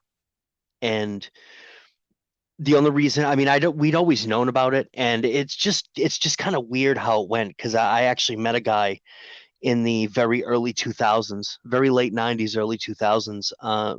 One of the waitresses at a small restaurant that I worked at, her fiance was a nephew of this guy that had done this. So he was doing a lot of, research into him, talking to him and whatnot. So there were quite a few nights after work at the bar having after work drinks where he would come in to pick her up, and, we would have conversations about that. He would tell me a lot of stuff about him.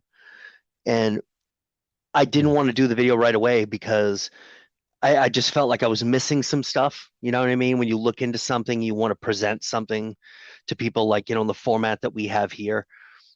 It just I didn't feel like I did enough.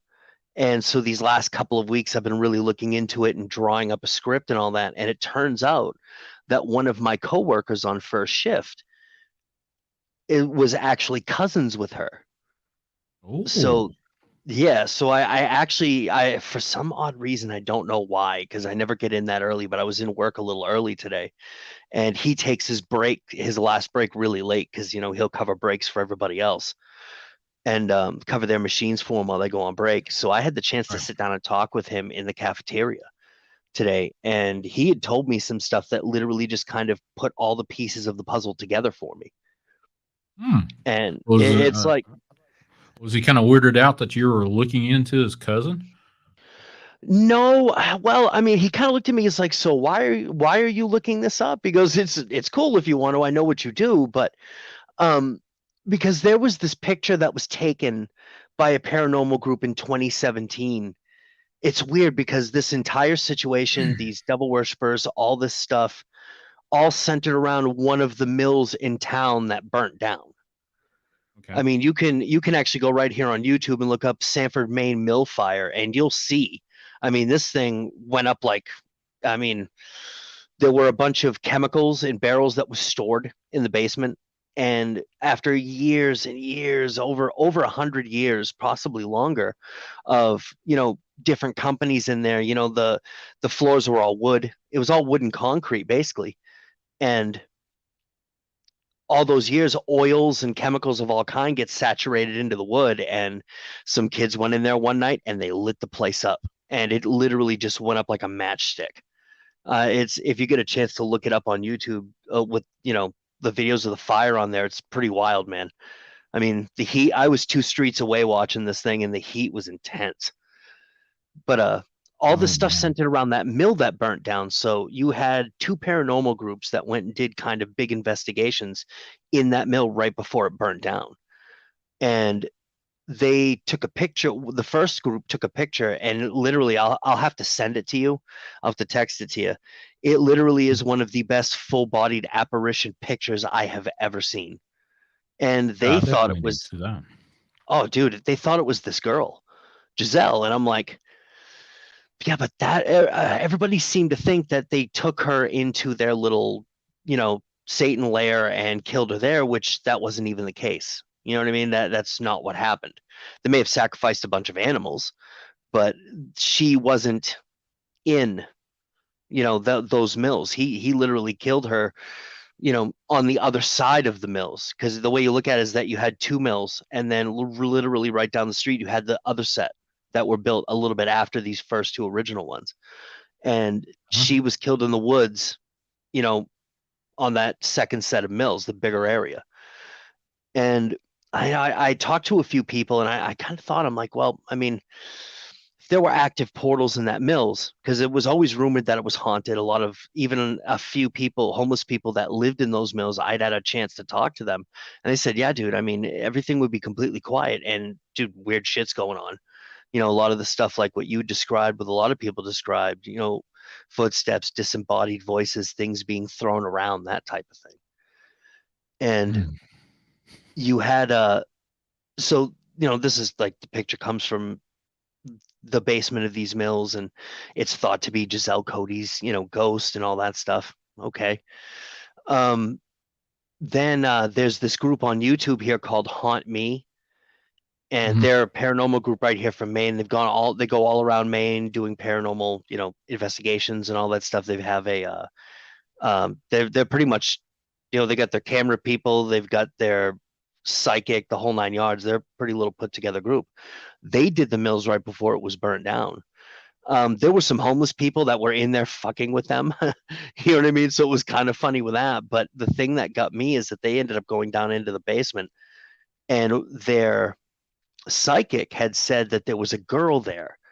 There was a spirit of a girl that she died in that basement from a workplace accident. So it was somebody different.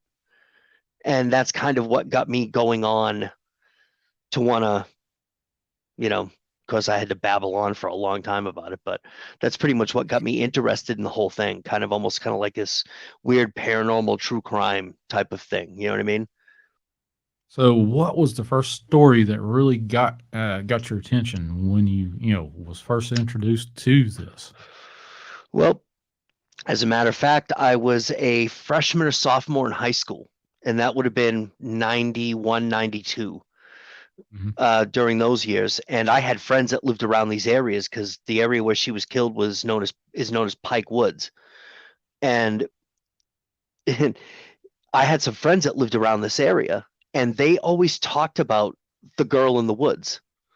There was this girl that was down by the river because, of course, a portion of the Mousom River runs right through Pike Woods, right through here in the center, many towns in southern Maine. But I remember hearing about that, and I just kind of thought, well, I'm like, I was dealing with, the little spirit situation in my grandparents' house, and I'm like, oh, that's cool, And when you start hearing the same thing from people who live in the same area that don't actually talk to each other, so it's one of those deals where it's like, oh, okay. And then I find out about, this Scott Waterhouse. I find out about the Satanist cults that have been around town. You know what I mean? There's even actually a story from a guy that I work with on First. Another guy, he lives right down the end of the street. Him and his brother walking through Pike Woods in the early to mid '90s, going in there to smoke a J. And of course, at that time, these woods look a lot different than they do right now. And a majority of them have been cut down on one side, and they went walking in there. They walk up on a few, like 3 or 4 guys wearing black robes, and one of them walks up to them and says, "You just need to turn around and leave. Don't come back." And they're like, "Okay, we'll see you later." And then after that, it just kind of snowballed from there. I meet this guy who was his nephew, and eventually, all this time later, I'm like, wow, that would be a pretty cool story. Because then I come across the pictures in this video from Haunt Me and all that, and I'm like, oh, okay. So that kind of, drove me to want to do this, So you got the paranormal bug at an early age. Oh yeah. I was around 7 or 8 years old when I saw my first spirit. So, and that was something, but I wish I hadn't. But it's one of those things. It wasn't necessarily a scary thing. Just in my grandparents' attic, there was a spirit that lived up there, and it was one of those deals where it never did anything. I mean, you walked around a little bit, open and close the door, and it wasn't like slamming it. I mean, it was honestly, it was like Casper the Friendly Ghost. And I named him Harvey. I don't know where I came up with that name, but that's just kind of the name that I gave him. And after that night, I was up there with my uncle. I would go up there in the daytime and play with my Hot Wheels cars on the top step. Right. And when you start getting that funny feeling, you see in the back corner of the attic, you see this kind of outline. It kind of looked like a shadow figure. Honestly, it was like the outline of a human, but it was darker than the darkness itself. But it never scared me, that type of thing. And then, from there, you make bad decisions with Ouija boards thinking, well, it's all good. Paranormal can't be bad. Ghosts can't be bad. Well, there is that other side to things. So I know people that are, got the woo about them, and some of them, absolutely will talk to everything coming and going. And then, you got some, kind of standoffish. I do not want to talk to any of these things at all. Period. I don't want them in my life. Don't want to wake up in the middle of the night and see something standing at the side of my bed. I don't want to see any of that. I don't blame you. And you basically live in Spook Central right there. Because I mean, if your house is that old, with that many people that have lived in that house, there's bound to be some type of residual energy, which you've talked about quite a bit. And there's with that old store that was next door. This was a center hub for this area. Everybody come back through here. My dad, he actually found the old hitching post remnants in the backyard. Well, when he was metal detecting, had those big D rings and stuff, and that's just holy cow! You're like, oh, wow, they actually hitched. This is when I was probably in my early 20s. Like, people actually rode horses in here, and I was like, oh yeah, okay. Kind of put it all together, and like, shit, there's all kinds of history to this.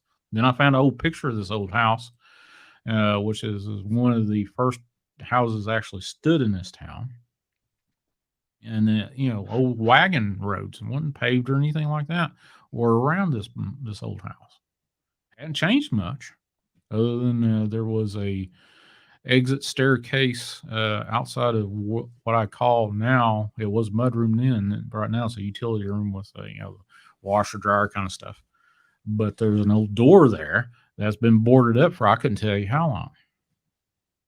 That's only a difference. But holy cow, there's been so many people that have been coming and going. People called the upstairs to the old establishment home. There was a couple of apartments up there. Actually, my next door neighbor that lost his house to a fire about 2 months ago, he said he lived in that old upstairs apartment up there. I was like, wow. Well, Yeah, there's been all kinds of interesting comings and goings. Bad stuff, maybe I would dare say so. Good stuff, oh yeah, sure. But there's all kinds of energies around here. the house, as I've been hearing you talk about your house and the stuff that's in it, it kind of reminds me of a place around here, which is kind of weird. Sanford was founded by a guy named Thomas Goodall, and he literally got this place going, as far as building roads and, just kind of bringing industry in here. Logging industry is where kind of it started right here in this town. And him and his wife had a house up on Mount Hope right here in town. And it's not necessarily a mountain, it's just a really massive hill, I guess. Is the way I guess you could describe it. But they had an original house. It was kind of a big house. It was good size. And the weird thing about it is that when industry really got going and he really started making money, they built a mansion right in the middle of town, and that now is a national landmark, the Goodall Mansion.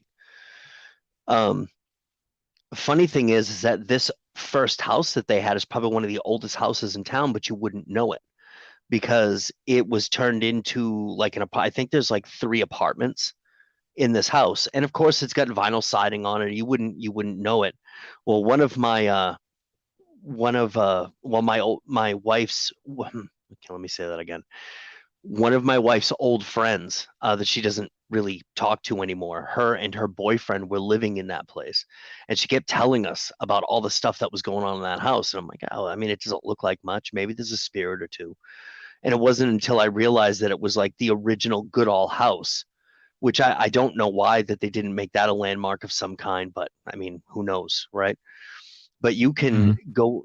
I went into that place once and got a tour of where they lived and a little bit of the history that they had dug up on the place. And it was just really strange because, dude, you walk into that place and you would think, I thought at first, I'm like, dude, you need to clean your house because there's dust bunnies floating around in the air, but those weren't dust bunnies. They were actual orbs you could see with your eyes.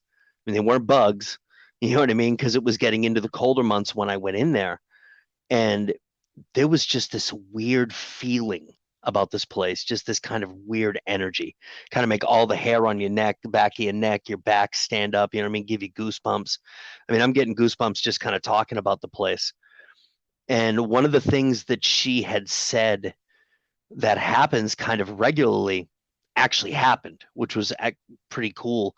So we're all sitting there talking, and there was a part in the house where it was kind of off to the side of where their apartment is. Not much of it is left, but I guess the original wood plank floors are like kind of like almost like, those like landscaping ties, I guess they call them. They're kind of like big square pieces of wood that are pretty long. The name escapes me, but they had like a garage that was built. They used to back their wagons up into because it was all horse and buggy at the time. And she had always said that sometimes it sounds like big, like wooden wagon wheels rolling on these floors. And I was like, if you can imagine what kind of sound that would make. Well, we're sitting there talking and we're just about to leave and you can start to hear it. It literally, dude, it almost sounded like a horse when they kind of do that type of thing. It was almost disembodied. You could just barely hear it. But then you start hearing the noise of what sounds like a big wooden wagon wheel moving on a wood floor. It was really freaky. I was like, all right, I'm no stranger to the paranormal, but this is freaking me out. I want to leave. And the relationship went sour with her and her boyfriend because he became abusive, and he had never really been abusive before.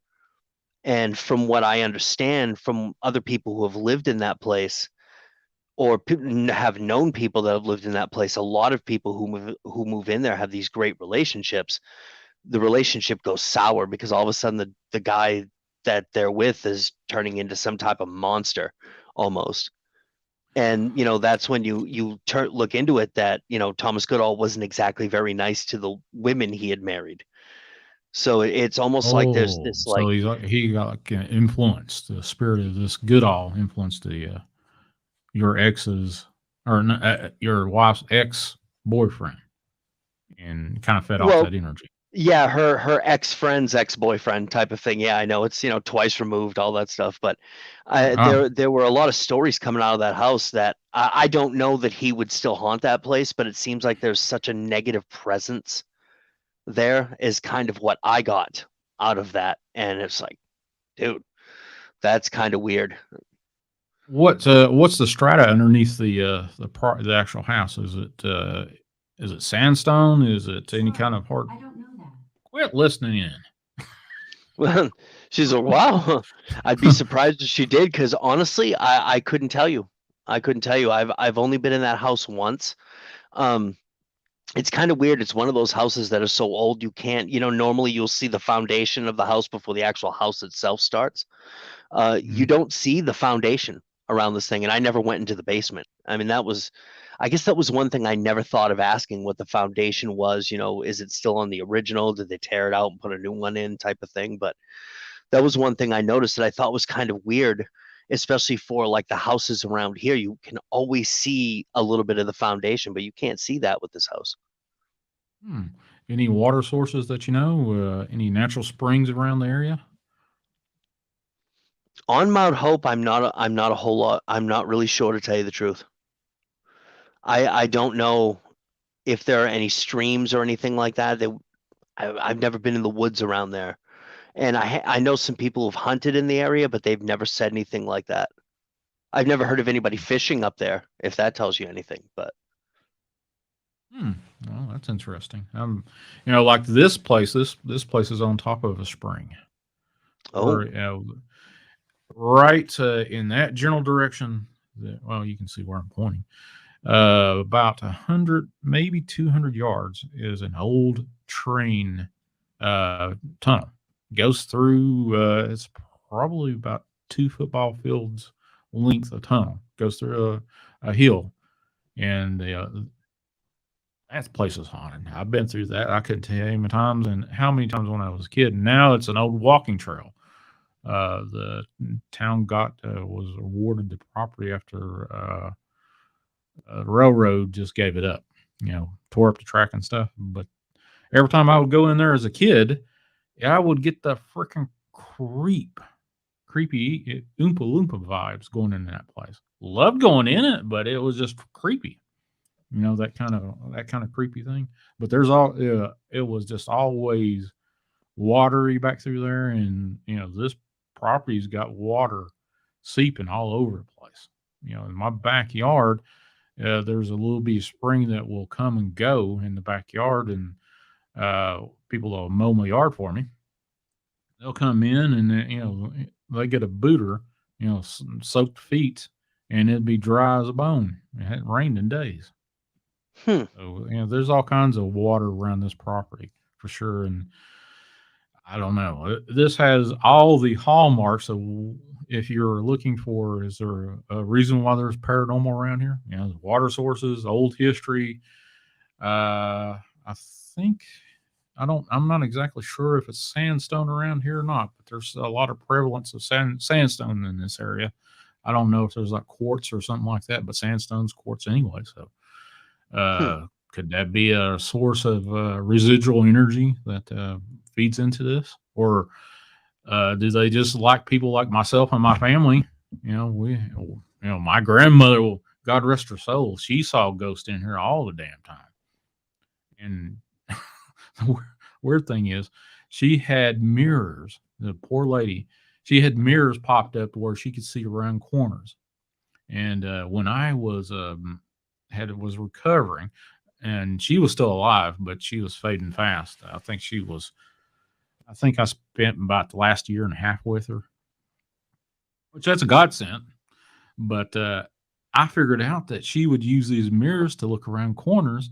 And I kind of told one of my family members, "Hey, do you see that mirror?" I said, "Yeah." Granny put that up there so she could look around the corner.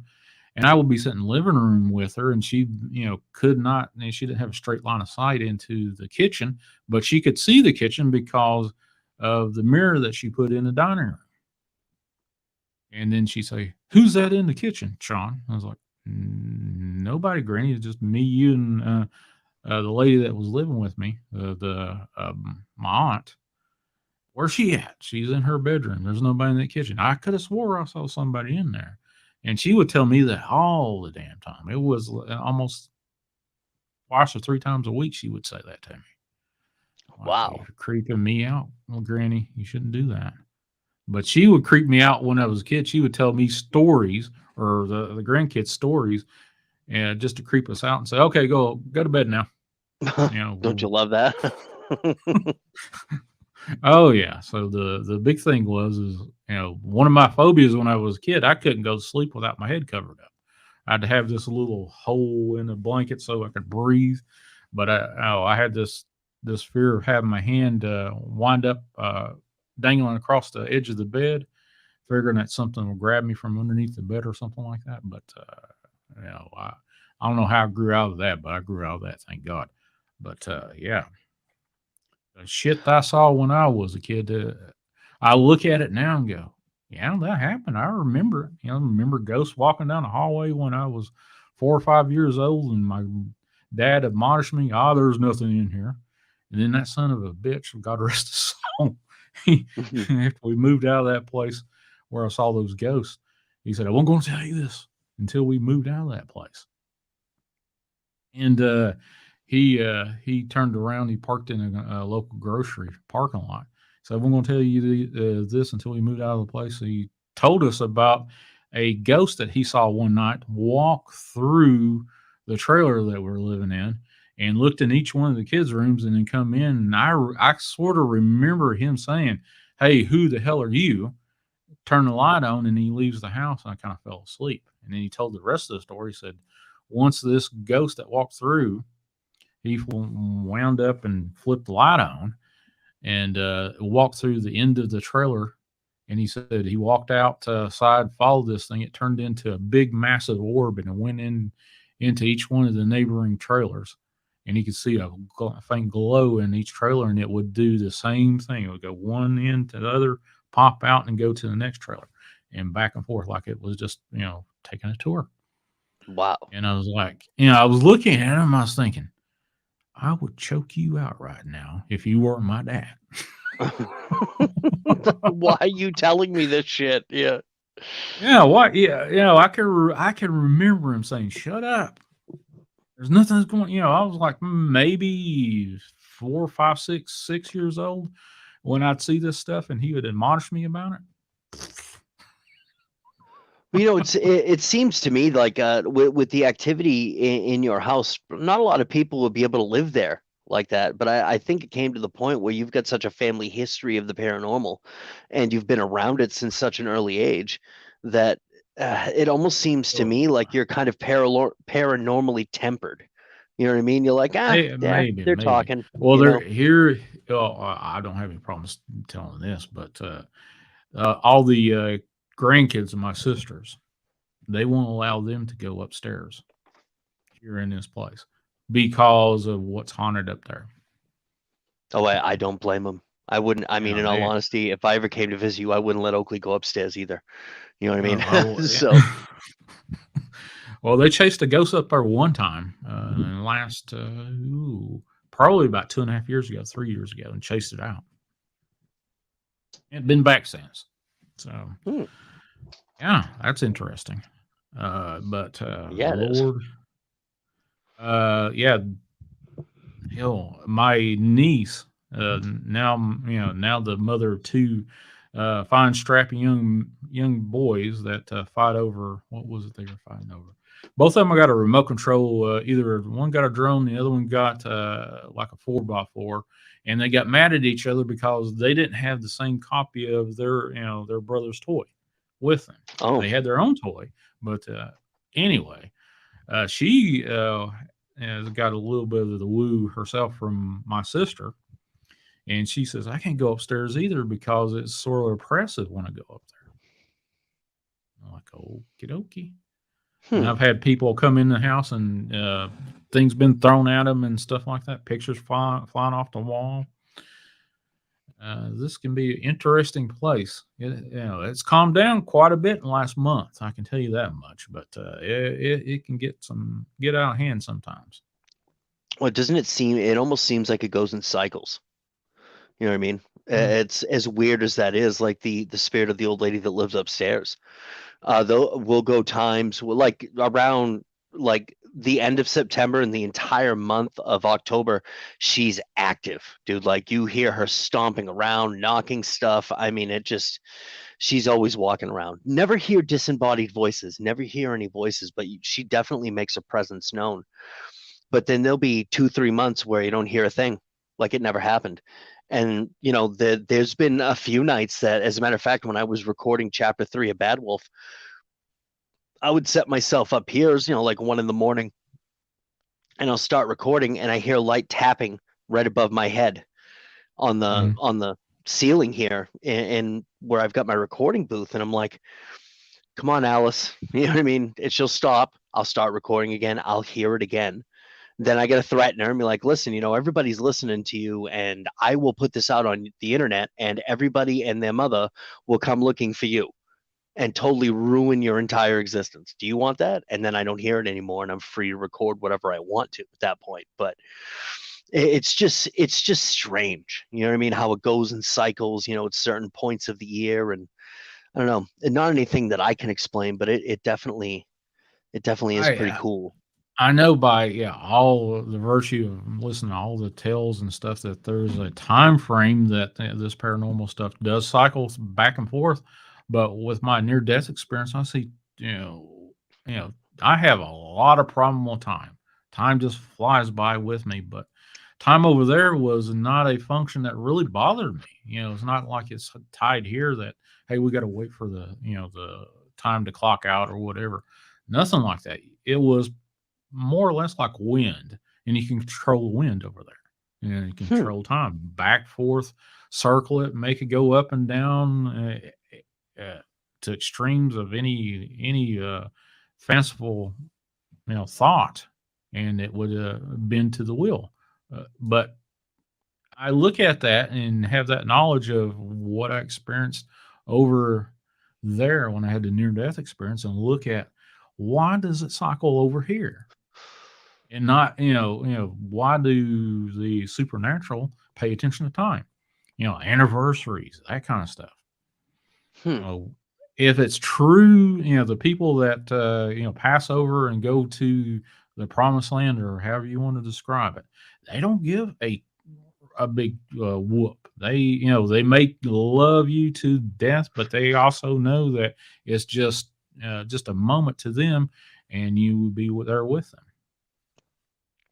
It's almost like, isn't it almost like something that has been thrown around quite a bit lately, that if you're going to occupy space in this realm or this reality, no matter how little it is, you got to abide by it. It's almost kind of like what Miss LeKay was saying, that manifestation of will. We created time. Humans created time. So we all believe into it. We all buy into it. We all use it. So it becomes a thing, more or less. And I'm only going to assume, I mean, it's kind of speculation at this point, but if there are any entities that are occupying any little bit of space, whether they're in between one place or another, they kind of have to abide by the rules of that place, wherever they may be at the moment. Does that sound like it makes any sense?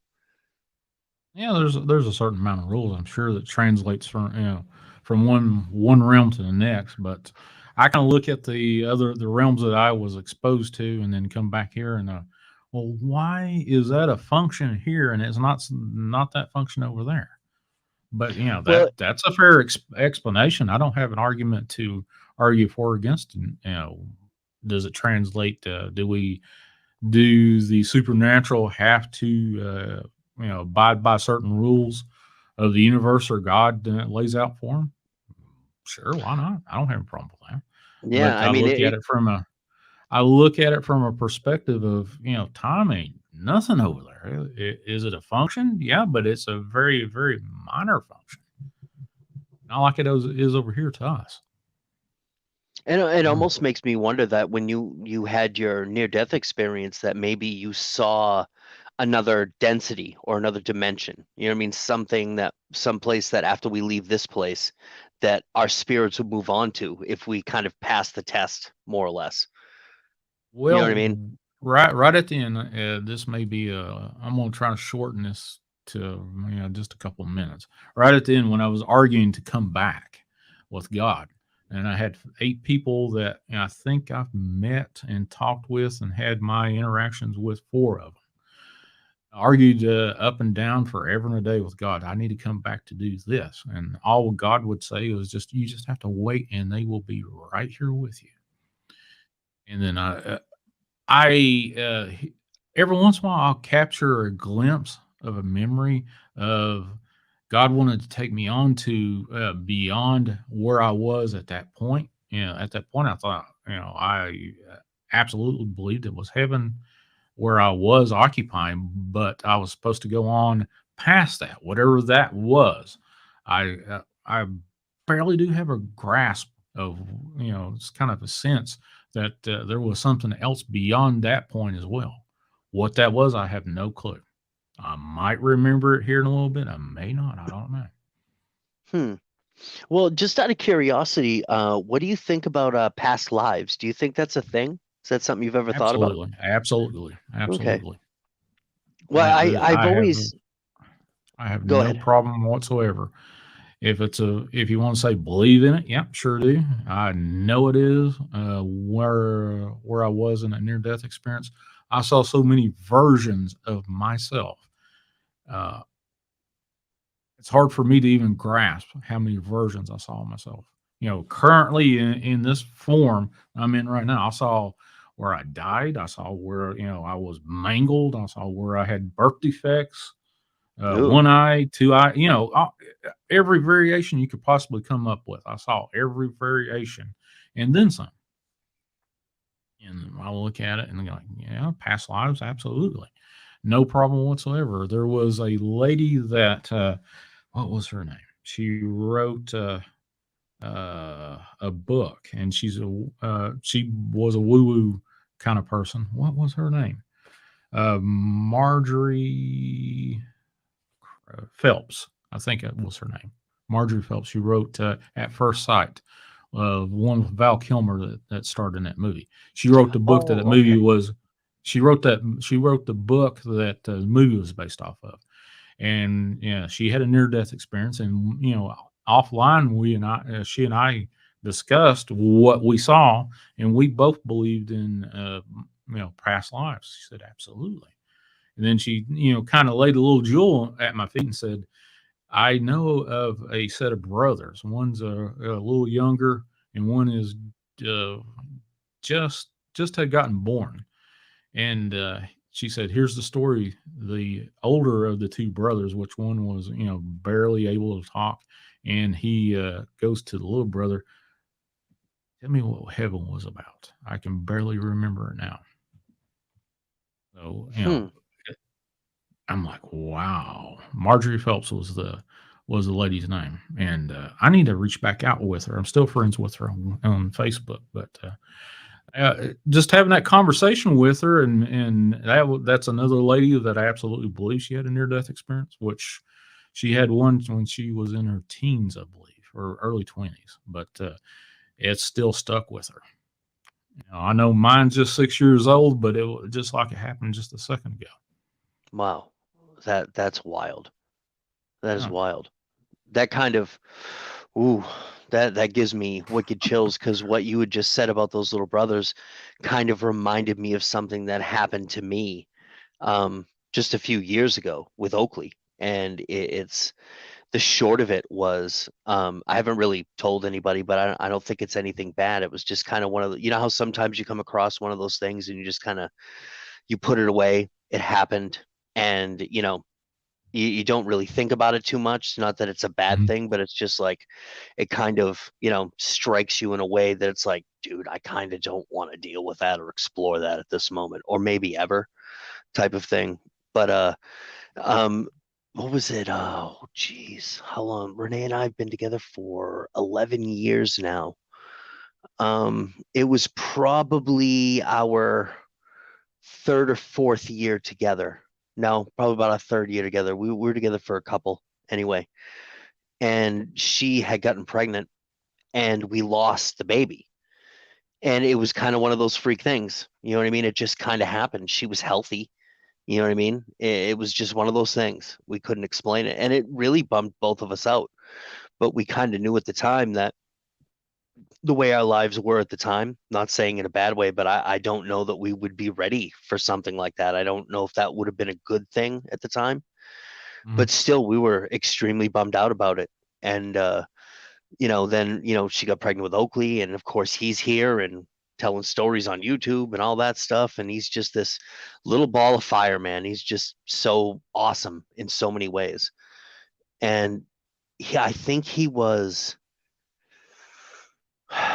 4 or 5. No, he was a little bit younger than that because he started talking and babbling really early.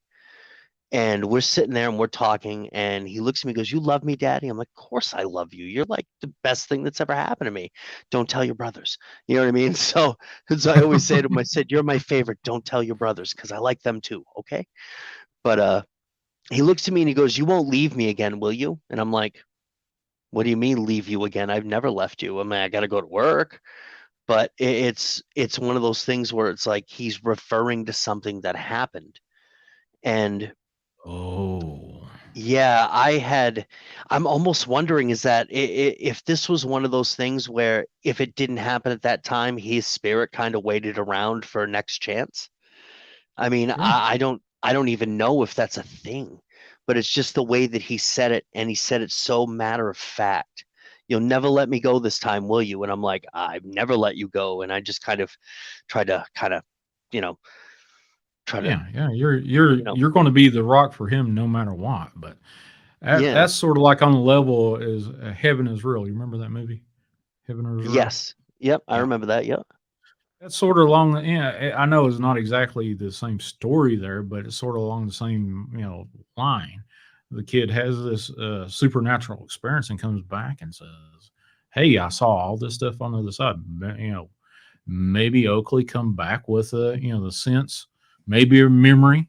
There's all kinds of stories out there of past lives of kids comes up and let's see, the University of Virginia has a rather robust program where they go back and study, usually kids that recall past lives, and they go and report back, yeah, the past lives they remember was real. Wow. Now, It's funny that it, there was a story that I had heard.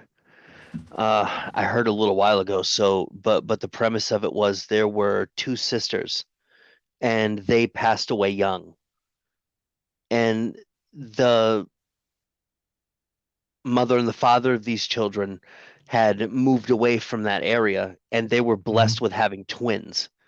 Now, the funny thing about this was is that one sister was younger. They were a couple of years apart, more or less, and they both passed away young because of certain circumstances or whatever might have happened. And the mother and the father of these two little girls moved away to a completely different area, miles away from where they were. And they ended up getting blessed with having twins, two twin girls. mhm, And these little girls literally, from the moment, I mean, when they were born, they realized that these two children had the same types of birthmarks, looks that their daughters that had passed away originally had. And as they were growing up, they were asking for the toys that their sisters had. They were completely acting like, literally, even though their names were different, the two, you could distinctly tell, at least that's what the parents said, they could distinctly tell that these two girls were exactly like the other two girls that they had, wanted the same toys, had the same disposition, liked the same foods, didn't like the same foods. It was so uncanny, it was scary. And when they went back to this area they had lived before to go visit family, they were a little bit older. I think they were around like 6 years old, 5 or 6 years old. And they're pointing out places that their sisters had been and liked to go. "Oh, I remember that place. I like that place," that mhm. type of thing. And I think this went on till about 7 or 8 years old, and then it just kind of stopped, and they grew into their own personalities and became completely different people. But it's just really strange to hear a story like that. You know what I mean? I'd never heard a story like that about past lives and all that, and it just kind of made me wonder. I'm like, was Oakley that baby that we originally were going to have but couldn't and lost? Mhm. Did that spirit wait around for another shot?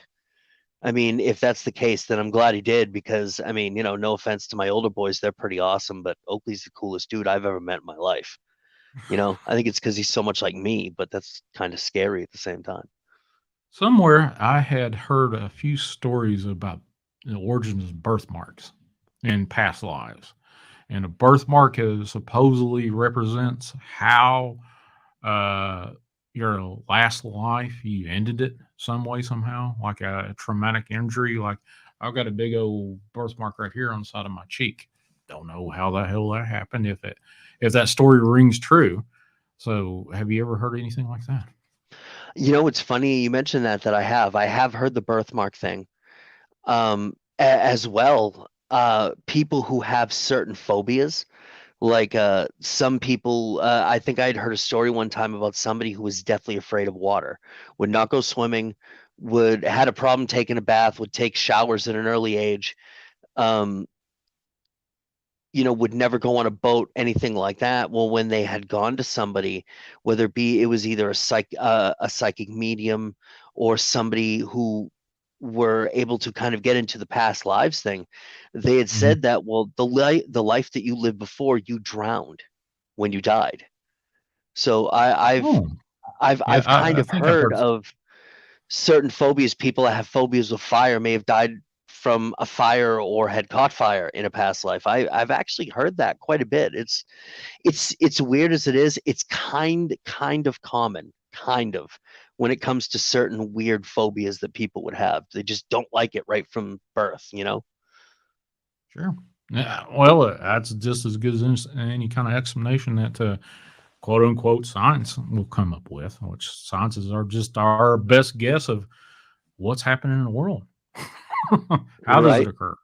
That's Yeah, just we're exactly. just trying to figure, and it changes. But yeah, that's just as good as explanation as you could actually do a dissertation on it and come up with some sort of fanciful mumbo jumbo $5 word spaghetti junction explanation of why something happens. That sounds just as good as anything else to You know me. that Yeah, well, I mean, I got to agree with that. Honestly, I think when it comes to stuff like this, there's no real there's no real science when it comes to things like what we were just talking about, whether it be with the paranormal or past lives or anything like that.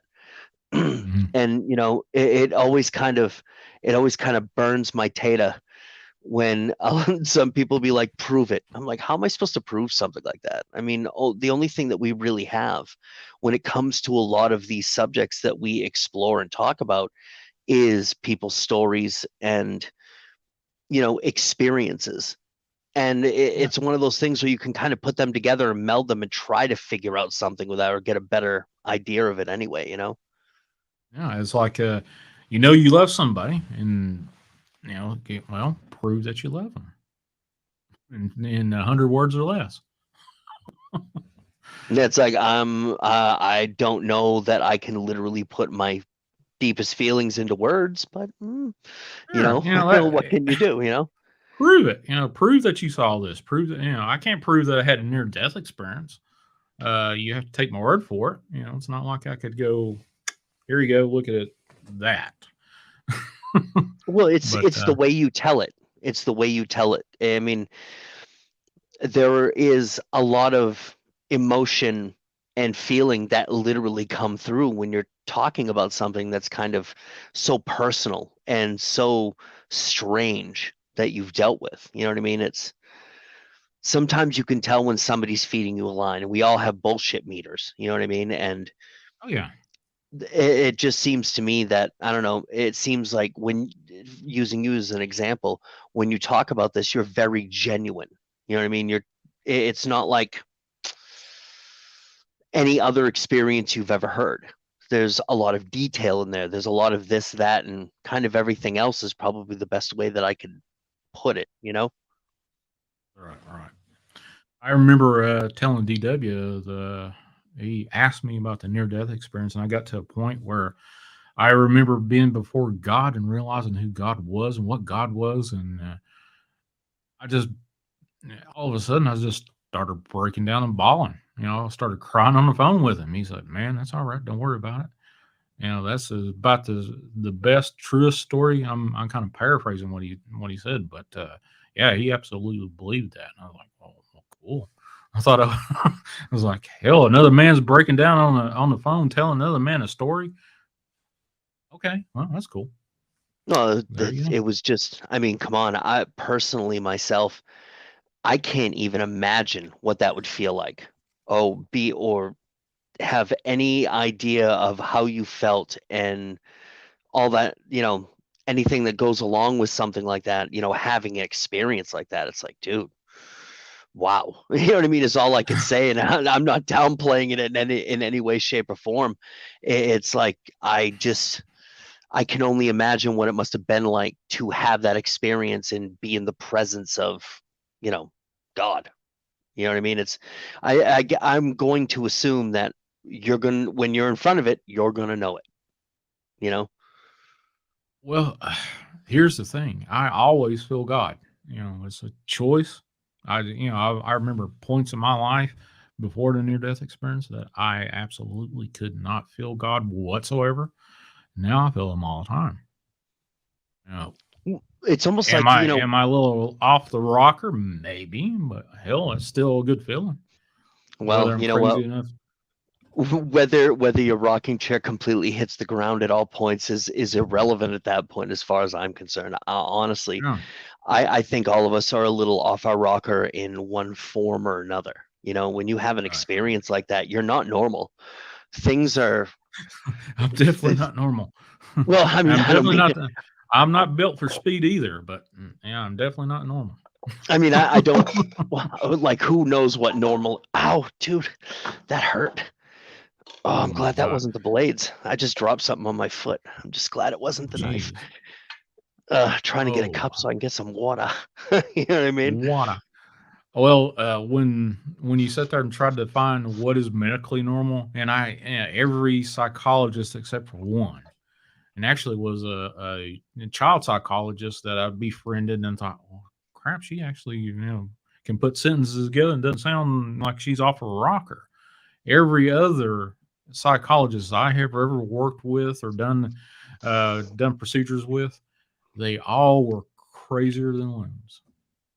Period. I was Hmm. like, man, if it takes that, and you've got to diagnose me with an ailment, and you've got obvious your grasp of the situation ain't like anybody else's. How the hell are you going to tell me I've got a phobia, or I've got this, Right? or I've got that? I'm like, man, oh man, I don't know. I don't know. I look at all the. It's just I don't know. It's arguable.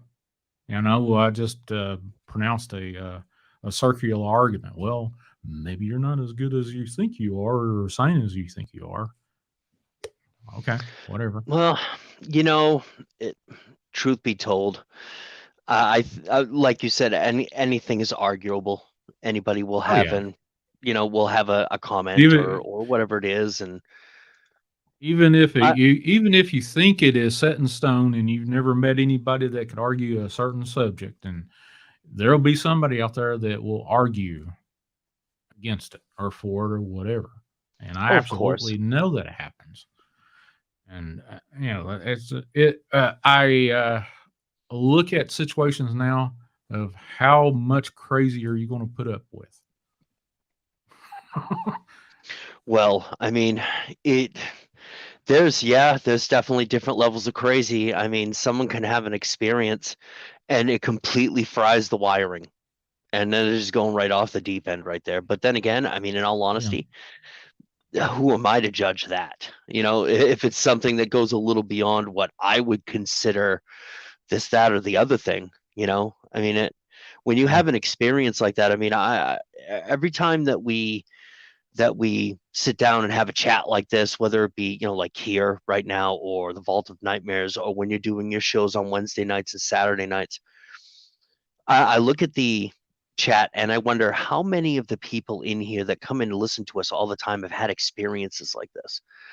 Well, I'd I say just kind of wonder. I'd say more than even the people that will admit or not admit, the ones that did probably not admit, probably had more of a robust, in-depth experience than even I have.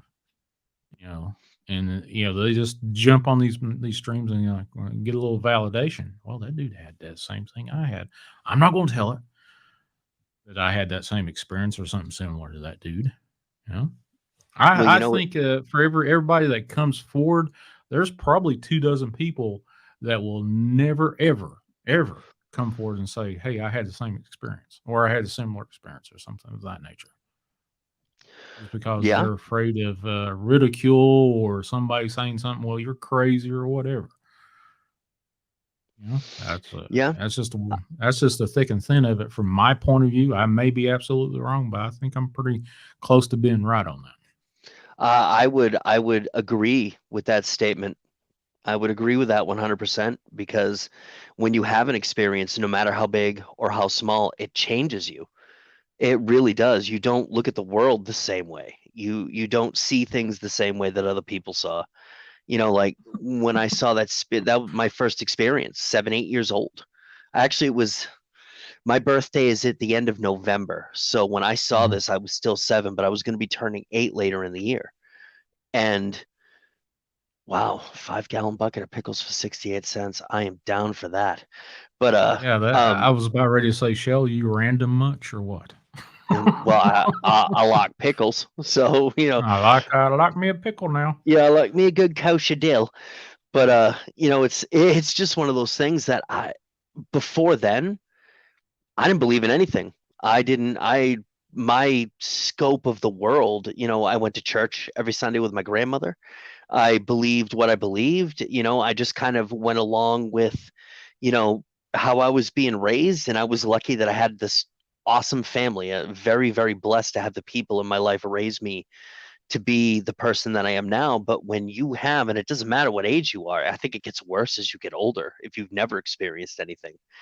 But it's one of those things where it's like, God, dude, I wish that I didn't have that experience in that attic. And I wish that I never saw a Sasquatch. I wish I'd never seen any of the shit that I've ever seen, only because of the fact that it literally takes your life and completely turns it upside down. So you question everything. You don't look at anything the same. But then again, I'm glad it happened, because it led me down this road to be able to talk to you, meet you, and Vault and DW and the people in this family and Miss LeKay and all the people in the chat. It's a lot of good came out of it. But on the other hand, it's just like, you just don't see the world the same as it was before, and it kind of complicates stuff. You know what I'm saying? And it never stops. It just keeps going. You know what I mean?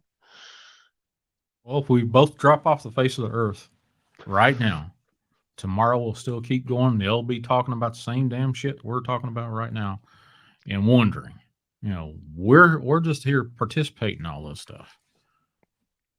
That's weird. That's a true statement right there. Yeah. So somebody's calling in right now. Sorry, whoever's calling in right now, I'm going to have to pass on taking that call, but because I was only going to do about 30, maybe a 45-minute show. Now it's 2 hours and 23 minutes. So, well, you know what, Bub, thank you for inviting me on. It was a fun talk, definitely, but my phone is about to go and I do not have my charger with me.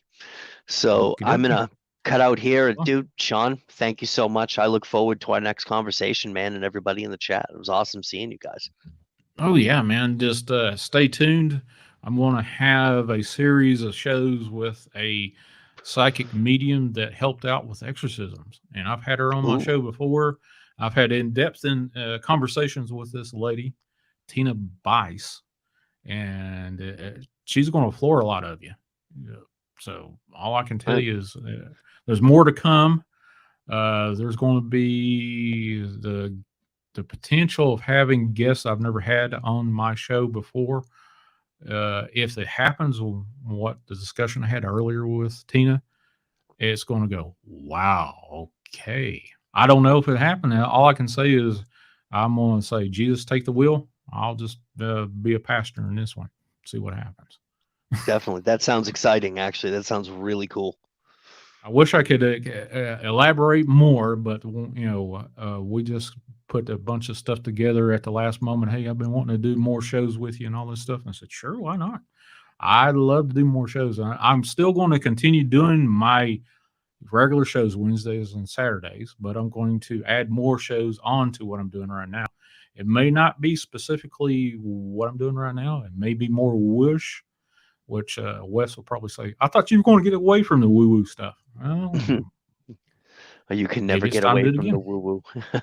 You never can you never get away from the woo-woo. That's a shirt right there. Yeah. That's a Chasing the Truth shirt right there. Never can get away from, let me write that down. Never can get away from the woo-woo.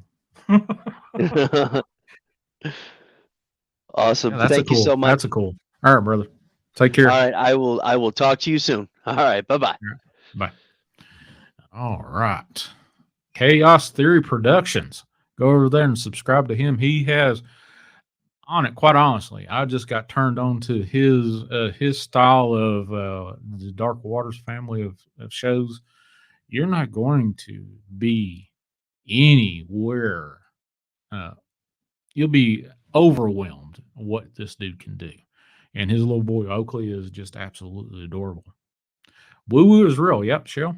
Yeah, I did put you on blast, but if you put anything in there that I might accidentally poke at or whatever, it may be up on the screen. But 5-gallon bucket of pickles. I know some people that would devour that in a heartbeat, but I like a good pickle, but I don't know. Well, folks, I was going to do a, I guess, test stream and try to figure out, well, can I, overcome what happened Saturday night? Looks like I have. I appreciate y'all, coming by, spending 2.5 hours with me, which I didn't think it'd happen, but yeah, there you go. More is to come in 2022 with Chasing the Truth. Holy cow is all I can tell you. Some stuff may happen that I can't quite, I said a couple of things I should have not said on the other stream about what I was thinking about with this house. And I kind of, I don't know if I regret it, but I don't know. I don't want to put a lot of effort intent into something that will disturb the peace here in this house. But holy cow. Well, folks, as I do usually, per my usual, I'm going to do a quick prayer and then we'll take off for parts unknown. So I appreciate every one of you, folks. And if you want to, I don't think I had anything in here. Hit thumbs up. That always helps the show's algorithms. Let people see more of this show. Obviously, or thumbs down. Last show, I actually do have a little hack to where I can see thumbs down versus, whatever. But somebody actually hit thumbs down on my last screen, my last show right before this one. But okay, it helped out the algorithm. I appreciate whoever hits the thumbs up, thumbs out. If you want to, in my main page for this Chasing the Truth, if you'd like to donate to or give me a tip, all the links and stuff are in my main page. So go over there. KJ, what's going on, brother? Good to see you. But anyway, here we go. Dear God in heaven, thank you for today. Thank you for all the blessings that has been bestowed upon me. And I never thought I would wake up and have this kind of day. Wow is all I can tell you. Thank you, dear God, for this day. Thank you for everybody that has participated and listened or will listen in on this show. Dear God, please bless each and every one of them that is in this show. Those that are sick at heart, sick in soul, sick in body and spirit, help them out. That are in need financially or, just needs a kind word, please, dear God, send an angel of mercy and to these people. Heal them, dear God. Keep them safe from everything evil, demonic, satanic, extraterrestrial, interdimensional, extra-dimensional. I plead the blood of Jesus Christ on my house, the folks that live outside of my house, the people that listen and participated in this show. I plead the blood of Jesus Christ on them and ask that you bless them for this point forward and keep them safe, secure, and prosperous. In Jesus Christ's name, amen.